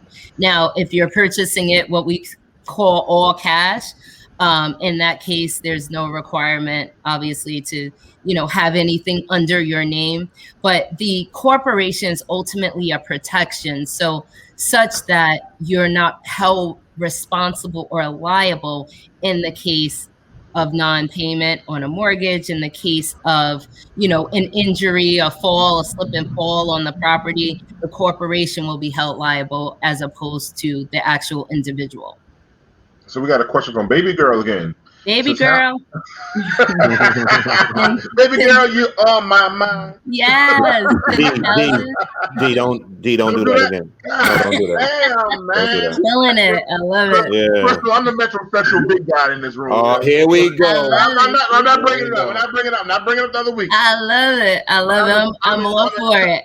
I'm touching my feminine side. I love it. It's so good. It's so good.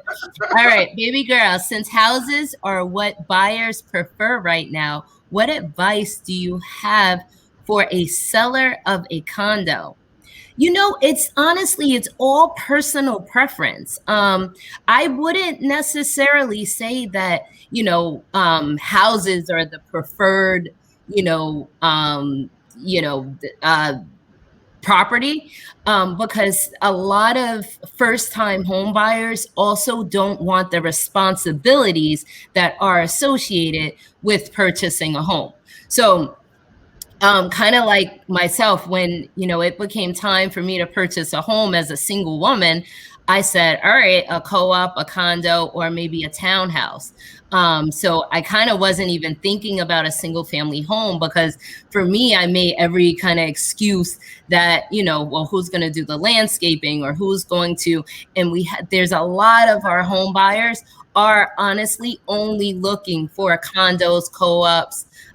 So I wouldn't get discouraged in any way. The market is on fire. So you know, whether you live in the city where I said some of the prices are going down, or you live on Long Island, or wherever you live, the market kind of like all over is really on fire, and people are purchasing. So I will put your house on the market now.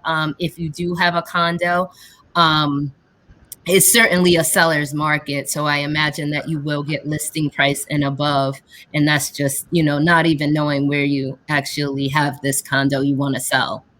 Crystal, let me ask you this question. A lot of people, especially younger people, they hear a list about houses being flipped and things like that. There's some, I think, erroneous information with a lot of young people. They may think that just flipping is easy, or it's a get rich thing. They don't understand what are some of the things that you come across with people who come to you and they want to buy a home that you really want to warn them to be aware of? Yeah, definitely. A lot of the homes, particularly the homes that, you want to flip, they need a lot of work. And I think that's really the biggest misconception, that, you buy a home cheap. Maybe you buy, say, a bank-owned property. You buy a bank-owned property super cheap, but then there's all this work that needs to be done. And especially when, your contractor starts, ripping into walls or, doing things with the plumbing, you have to keep in mind what a buyer wants. So you buy an older home for, a reduced price, but now you want to construct the home in a way that a buyer would want the home. So for instance, an open theme. So now say there's walls all over, and once your contractor starts ripping into those walls, they realize the plumbing has to be moved. Something needs to be, fixed, and you ultimately end up paying much more than what you thought. And now to flip it, you're not really getting the value that you thought you would have gotten in the home. So for instance, you purchase a home for, $300,000 in a market where all the other homes in the area are $500,000, so you're looking at it initially like a $200,000 score, get rich quick. But first of all, the lumber cost right now is through the roof. Yeah. We all know that. So really, what I encourage my home buyers to do and my future investors is just really do your research. And you have to have like contractors that you trust, because contractors, tend to, especially knowing that you're new to the game, they tend to, tell you things cost, much more than they do. They tend to, charge you more for, construction costs, much more than, a savvy investor would pay. Tell you things that need to be done that actually don't need to be done, or tell you that they did things that they haven't done. So it is just very important to kind of have, what I encourage everyone to do and what I've done myself is to always have a mentor. So in any property that I'm looking to buy or anything, I always kind of have someone that I know is in the game and has been in the game for a while. And I'm like, who are you using? Set me up with your people. And I kind of need you on the project, even if I have to, and they're not going to work for free. So there must be some incentive, but to kind of gather someone and say, listen, I'll pay you to be the contractor on this, and you just learn from them.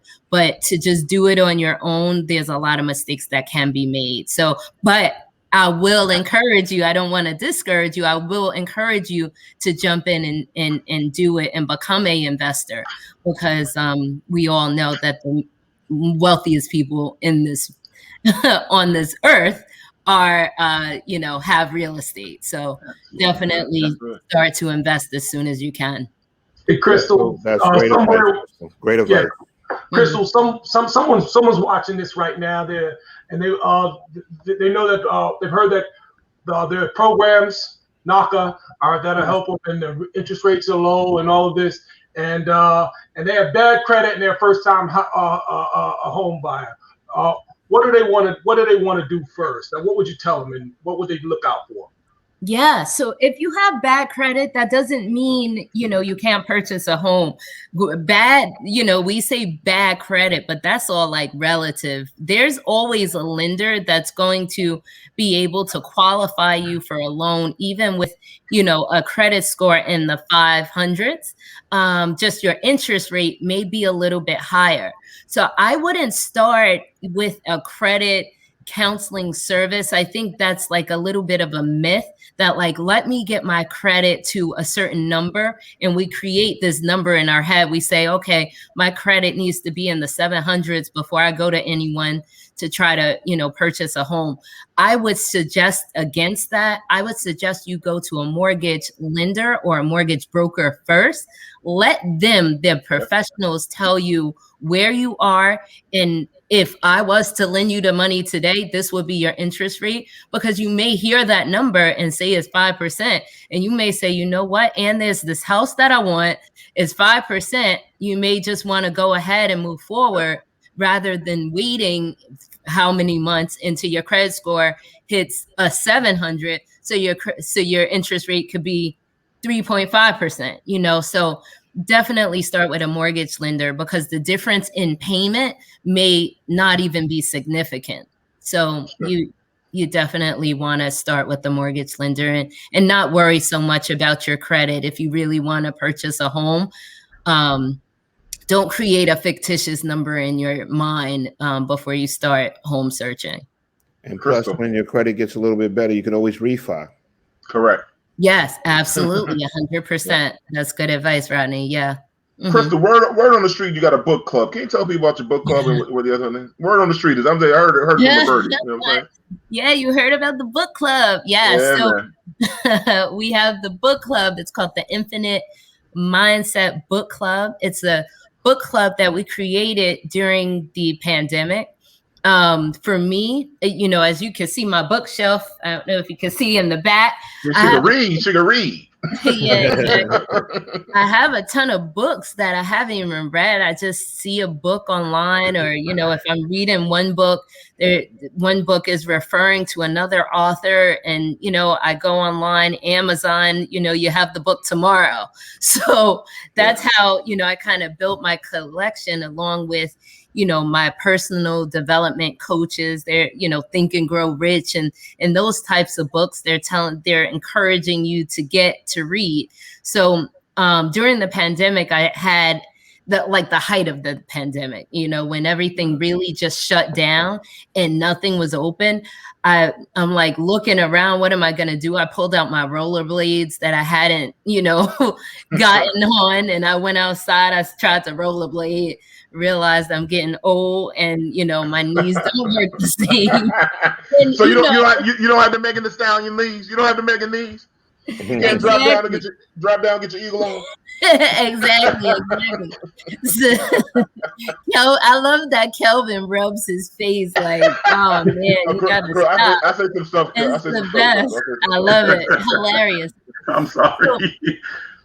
So I'm like kind of looking around, and I'm like, what am I gonna do? So, and that's where, I actually took a picture of my bookshelf, with some music in the background. You're just looking for things to post. And one of my girlfriends actually said, she goes, oh, you have a lot of books. You should start a book club. So I never really thought of that. Never been part of a book club. Didn't even know what that would even look like. But, I kind of said, okay, well, maybe I will. You think of Zoom, and really, I love being around people and I love networking. So I'm like, you know what? This would be a good way, if anything, just to get some people together. Mm-hmm. And we can call it a book club, but it's really a way to network and get some people together. But it's really taken off. We have some phenomenal people that are part of the book club, a lot of entrepreneurs, a lot of, people that are seeking, personal development. We're reading only personal development books.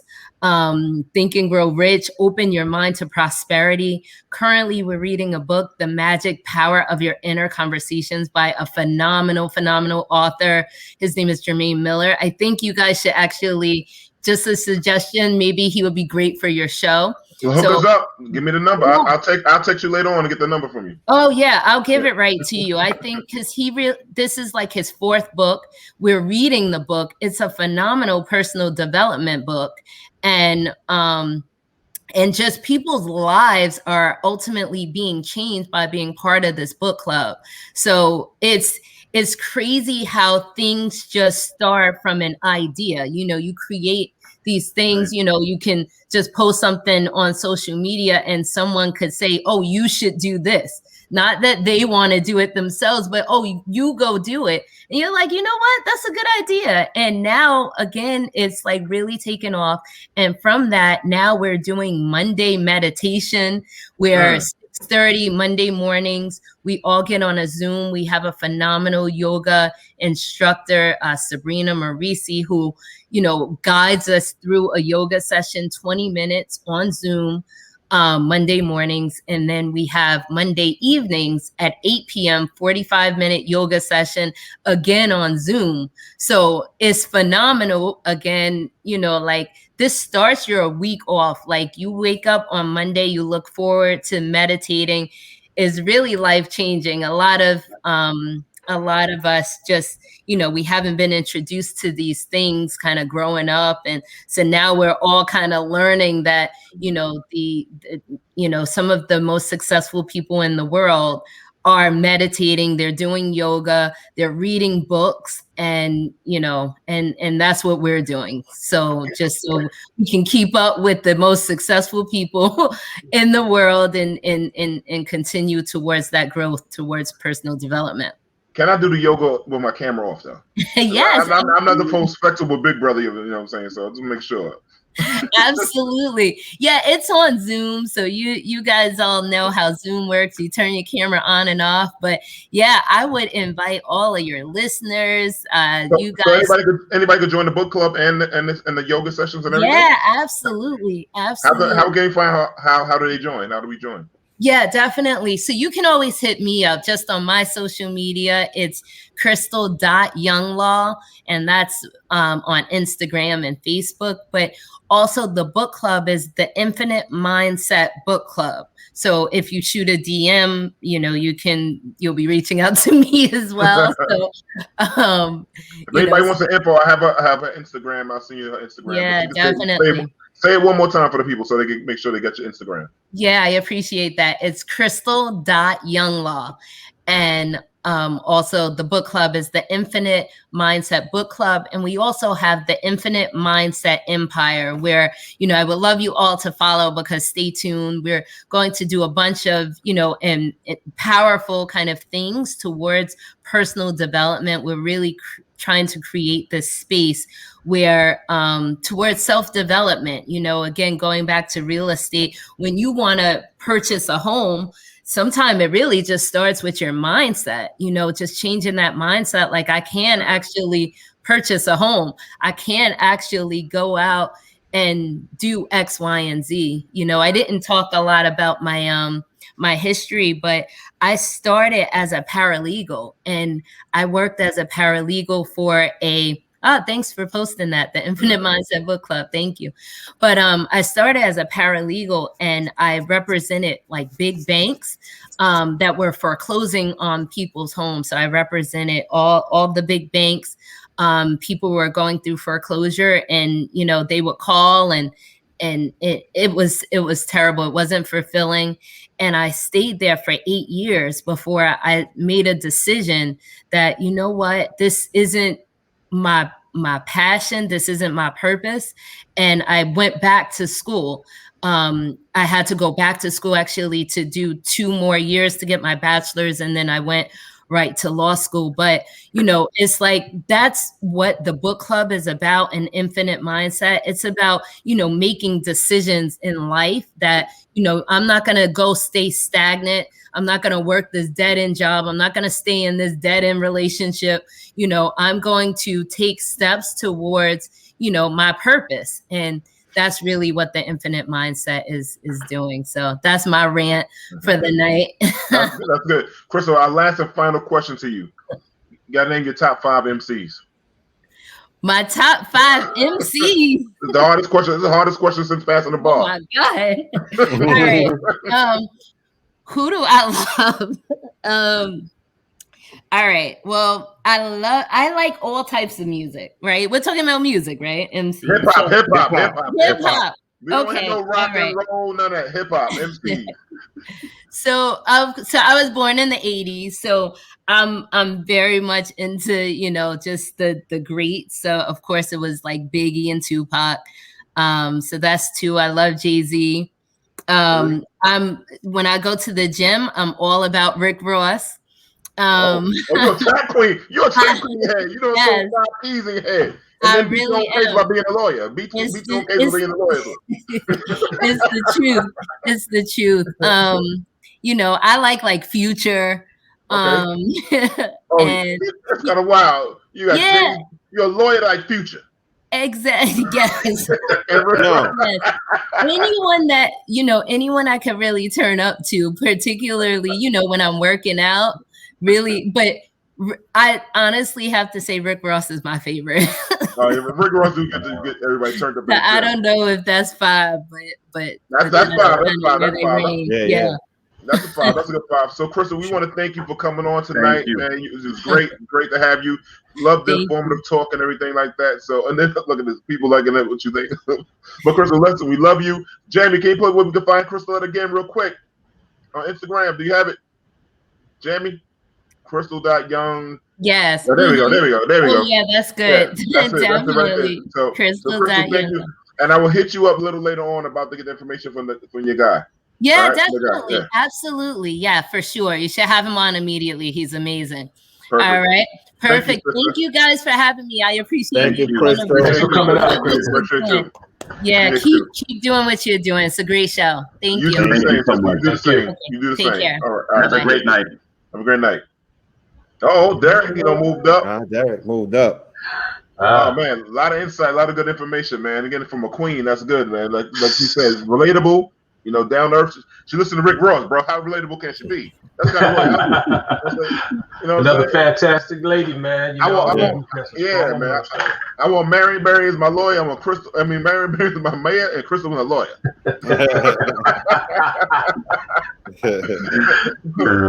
But listen, switch a little topics, a little thing. This came up recently, man. Is it possible for men and women to be best friends with each other? Thoughts? I say no. Now, wait a minute. Before everybody say anything, right? You did say best friends. That means like hanging out, constantly calling each other, going away, like basically like a friendship like me and you have, right, D? That's what you're talking about? Yeah. Opposite sex, I say no, unless somebody is a gay or lesbian. No, I think they can be. I think the bigger question at large is, can your significant other have a friend that is of the opposite sex? Because you can have a best friend, female friend, but can you be in a relationship and then your significant other have a best friend that is, you know, of the opposite sex? Are you cool with that? So we're changing the question. Yeah, because I mean, you can have a best friend that's a female. I mean, yeah. I mean, my best friend is a female. Let's get right to it. Let's get right to it. So then, right. Could your wife have a best friend that's a dude? No, because I'm a best friend. Right, but that the question used to be, you know, outside of your marriage, could you have a best friend? You know See, what I'm saying? I'm gonna cut to the chase on all this, right? Like you guys say, yeah, you can have a female best friend, all right? If she offers you some, let's see how that friendship goes. I would never take it. Oh, come on. I swear on my son. My friend Okay. Nicole and Sam, Then I'm out of the conversation. Then I'm Wait a minute. So you're gonna say, "Oh my God, we're best friends." I'm not gonna take it. I swear on my son and my mother. Okay. But that's this guy's forgetting. I know him for years. But D, that's fine. I swear to God, I would never. Okay. My friend, but D, I get that. I have my right to my opinion. I say I disagree with it. I understand. No, I'm gonna tell you. I said your opinion. You're saying your opinion, but I know my friend. This is my sister. Like we grew up since whatever. Okay. Like our But family. D, this is There's no way the other question. down. And I get that. But this is the other question, D. If that best friend did ask you that, then what happens? It then now changes. It's no longer a friendship. It now changes because now you can't. No matter what, it changes because now she just revealed to you she's attracted to you. But I wouldn't. But it is not like that. I'm not saying you would do it. I'm just saying if she did. If she did, it still changes the game. Yeah, but now that's it something does. that's. Thank you. And listen, Monique known me since we were probably dirt. That's how Okay. long I've known this young lady. Okay. And we all Wait, traveled, hold on a second. Monique is your best friend? No, Monique known me since we was in first grade kindergarten, some shit like that. Okay. I've known her for all my life. But do So you know how many she knows my women? best friend. Do you know how many women have come to me and said that they can't be friends with D because they so attracted to him? You know how many women that I can't. You know how many women each day I've had to turn back to say, look, you know what I'm saying? I'm like, you know what it is. No matter how you look at it, my best friend today. changes the friendship. Besides being on a Changes it. conversation, I talked to my best friend today. Okay, that's not the point. The point is that it changes the friendship. If somebody says that we're friends, we're best friends, hangs on, and then somebody comes on to somebody, they no longer see you as a friend. They see you as somebody attracted to you. That's not what we're talking about. Now, no, it is. That's not what we're talking about. It is. But the problem is this: best We were friends talking know so about much about you Okay. that some couples feel like because they know something about you, because they know your secrets, then that creates intimacy. Because traditionally, and this even speaking to you, Rod, there's certain things that you may be able to tell your best friend that you would not be comfortable telling your wife. That's true. That is absolutely true. You That's see what I'm true. saying? And so what happens is Nobody people feel like, tells everybody everything. there you go. Anybody So says some that is a people liar. there you go. So some people kind of feel like there should be somebody doesn't like anytime somebody knows your secrets, then that is intimacy in some regard. So Correct. some people are uncomfortable with it. Now I get Dee's point. Dee's point is you can trust me around my best friend because there's no sexual thing there. Because there are some best friends that are cosmetically challenged, and so you don't even have that And dynamic. sometimes cosmetically challenged doesn't even matter. It's like a thing. Okay, D can be in his mind. Okay, I'll say D's in his mind. He's saying, okay, she's my best friend. But once some sort of advancement or some sort of attraction enters the friendship, it now has changed the friendship. Yeah, that's different. When you say best friend, like my best friend Nicole, when I go to North Carolina, I stay at a house. Me and Nicole have slept in the bed since we were kids together. It's nothing going on, and I can speak on it. And I tell you, me and Nicole always say. I didn't say nothing. I didn't say nothing. And everybody knows that. Like, me and Nicole are best friends, and my friend, she's not ugly or nothing at all. It's just, and all my friends, even my baseball coach came on to when I was in college. We're just friends. I see it's like. That's it. Okay, wait a minute. Now we ain't gonna have Nicole being gorgeous. And y'all talking about now we gotta have a meeting now. My best friend, my closest friend happens to be a female too. My closest friend happens to be a female. See, the thing is, You know well, maybe I'm a little different because I mean, I never been really in the friend zone with women. That's just my personal opinion. Now, don't get me wrong. Don't get me wrong. Like I have women that I do know. And like I say, they call and check on me once in a while, but we don't hang out. We never hung out. I've never hung over their house. They never hung over my house. It's just people that I know. You know what I'm saying? And we just stay in touch and talk. But other than that, like best friends hanging out. To me, like I say, like I have a friendship with D. To me, I look at that as a legitimate friendship. Now, to me, and I'm not coming on to Rodney. Let's get no. That's what I'm saying. So that thought is never there. But once that thought enters one of those people's minds, it is no longer a friendship. They can disguise it as a friendship. Wait a minute, Monique sent to me mixed messages. Wow. Said, okay. But the thing is, too, I've seen people of opposite sex pretend to be friends, and they was popping off. Like I said, you gotta remember, I worked in the police department before. I seen a lot of shit. Police department all fucked up. It is fucked up. We know that. We know it's fucked up. See, Rodney know his wife is a kickboxer now, so he can get that work.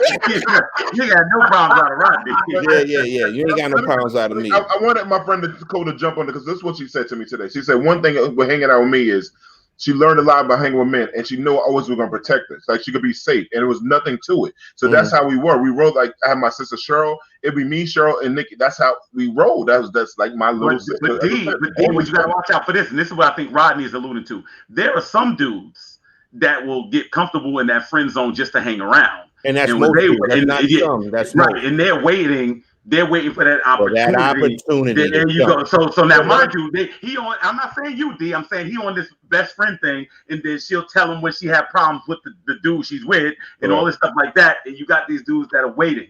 You know, which goes back to the original question: can she have a best friend who's a male? You know what I mean? You got guys like that, man. Jamie, bring up Masala. What Masala just said again.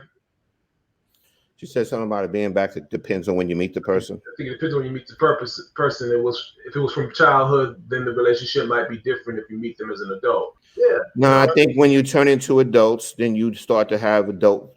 Thank you, Monique. Thank you. I was never like that. I'm telling you, that's what we joked. Let me give another example. My godson mother, I met when I was probably in college. We're best friends. We don't fuck around. So there are two people that hold my secrets: Jamie and Nicole. Mm-hmm. That's how I see Jamie as my brother. I see Nicole as my sister. I don't understand like why people can't be friends. We're not saying that. We're not saying that. Now you and Miss Sally get married, and then you still going down to visit a person, something like that. Does it change the dynamic at all? No. Miss Sally knows that. No, it won't happen at now, all. Can Miss Sally have a dude that's her best friend? Absolutely. I don't see what is wrong with that kind of shit. I don't. Let me tell you. I got married the first time, right? Where Jamie was my best man. Jamie gave me bad luck. Nicole might be my best man. I'm just bad luck. I said Jamie gave me bad luck. Nicole, I'm there. I'm serious of heart attack. I'm not. Nicole might just want to be my best man in my wedding, best woman, whatever it is. That's how tight you see what baby girl's saying, right? What's that? Men and women will always be attracted to each other. It's biology, but if it's a true friendship, you can overcome that. Yeah, you know. We have a friend, bro. It's like family, man. Her mother and I were tight. All right. It's not like that. I don't get what y'all saying. I never had a. Look what Miss Sally just said. Look at what I know Miss Sally has to come to your defense. No, she doesn't. I am so true in this. I don't understand why you can't get that. I'm speaking to myself. I'm speaking for myself. Yeah. Well, we got to ask this question: Has anybody on this panel? Has anybody on this panel ever had a friend that they were attracted to? I don't. Like I said, I've never been in the friend zone with like women. I've never done it. So the thing is, I can't speak on it because I never, like when I was in my heyday. Like if a woman tried to put me in her friend zone, it was like a challenge to me. I don't see the thing. I think for that, it's kind of bugged out because I can have female friends. I've known Monique for years. We in a group text, Carissa. I don't see them as nothing but my friends. I don't understand why why they always have to go sexual. I don't get that part. I don't understand why. Like people always ask me why I don't know so many people. I don't try to fuck everybody. Some people just I respect that. I've had female friends. Obviously, they were just friends, you know. And my wife, we were friends. You know what I mean? That's a good example. Now you're fucking. Yeah. So I don't know. I'm probably not the good one to ask, man. Exactly. You know what I mean?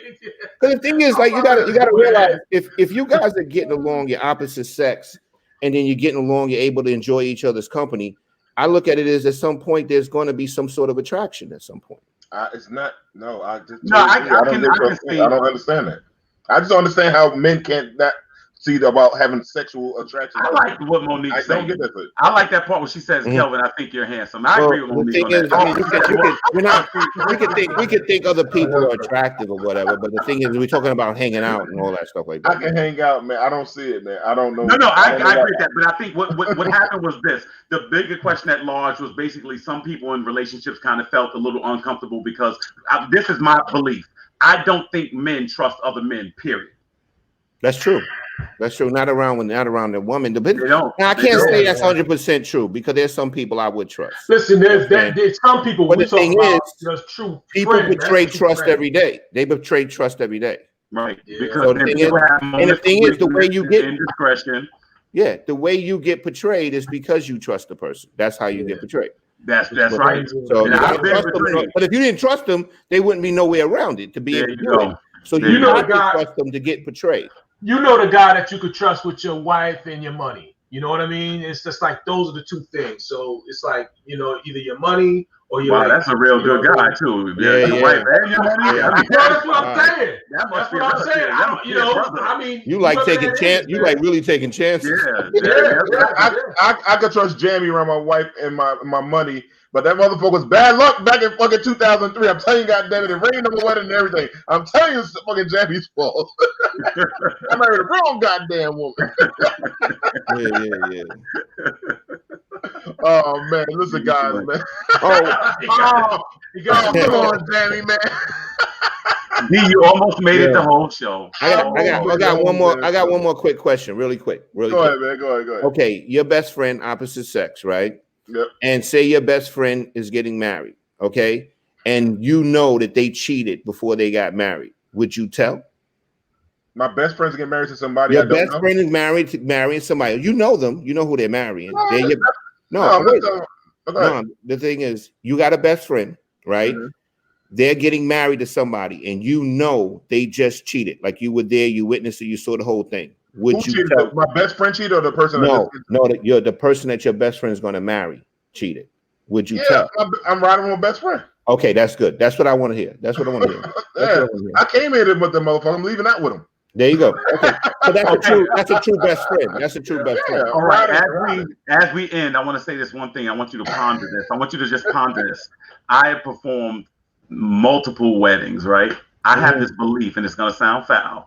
I believe at every single wedding, there is somebody sitting out there in that audience that has slept with the groom and the bride. Not together. I mean,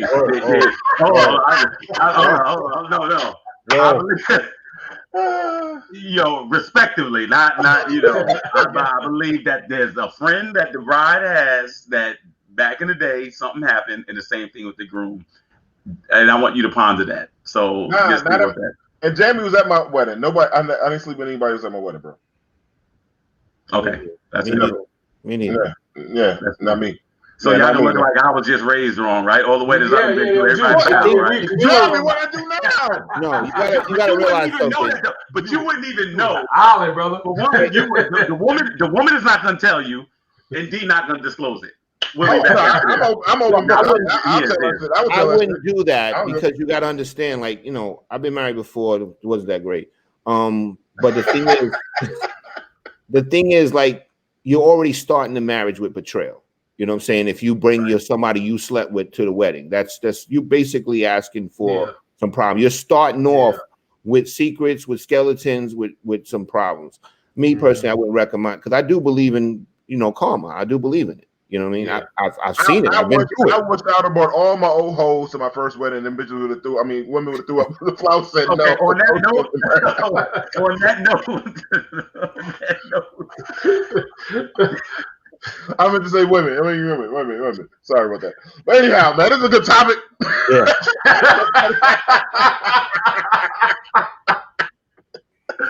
Oh man! Listen, fellas, this was great, man. This was a great show, man. Shout out to our sister, that came on tonight. Jamie, remember, make sure people follow us on Facebook, Twitter, YouTube. Like, subscribe, comments. We like the good feedback. Like we said, we don't care if it's ugly or good. We love you all. Thanks for coming out. I love you, brothers. Peace. I'll catch y'all next week. Peace. And don't invite Jamie to your wedding. He's bad luck. Oh, bad luck. That motherfucker snake eyes, goddamn.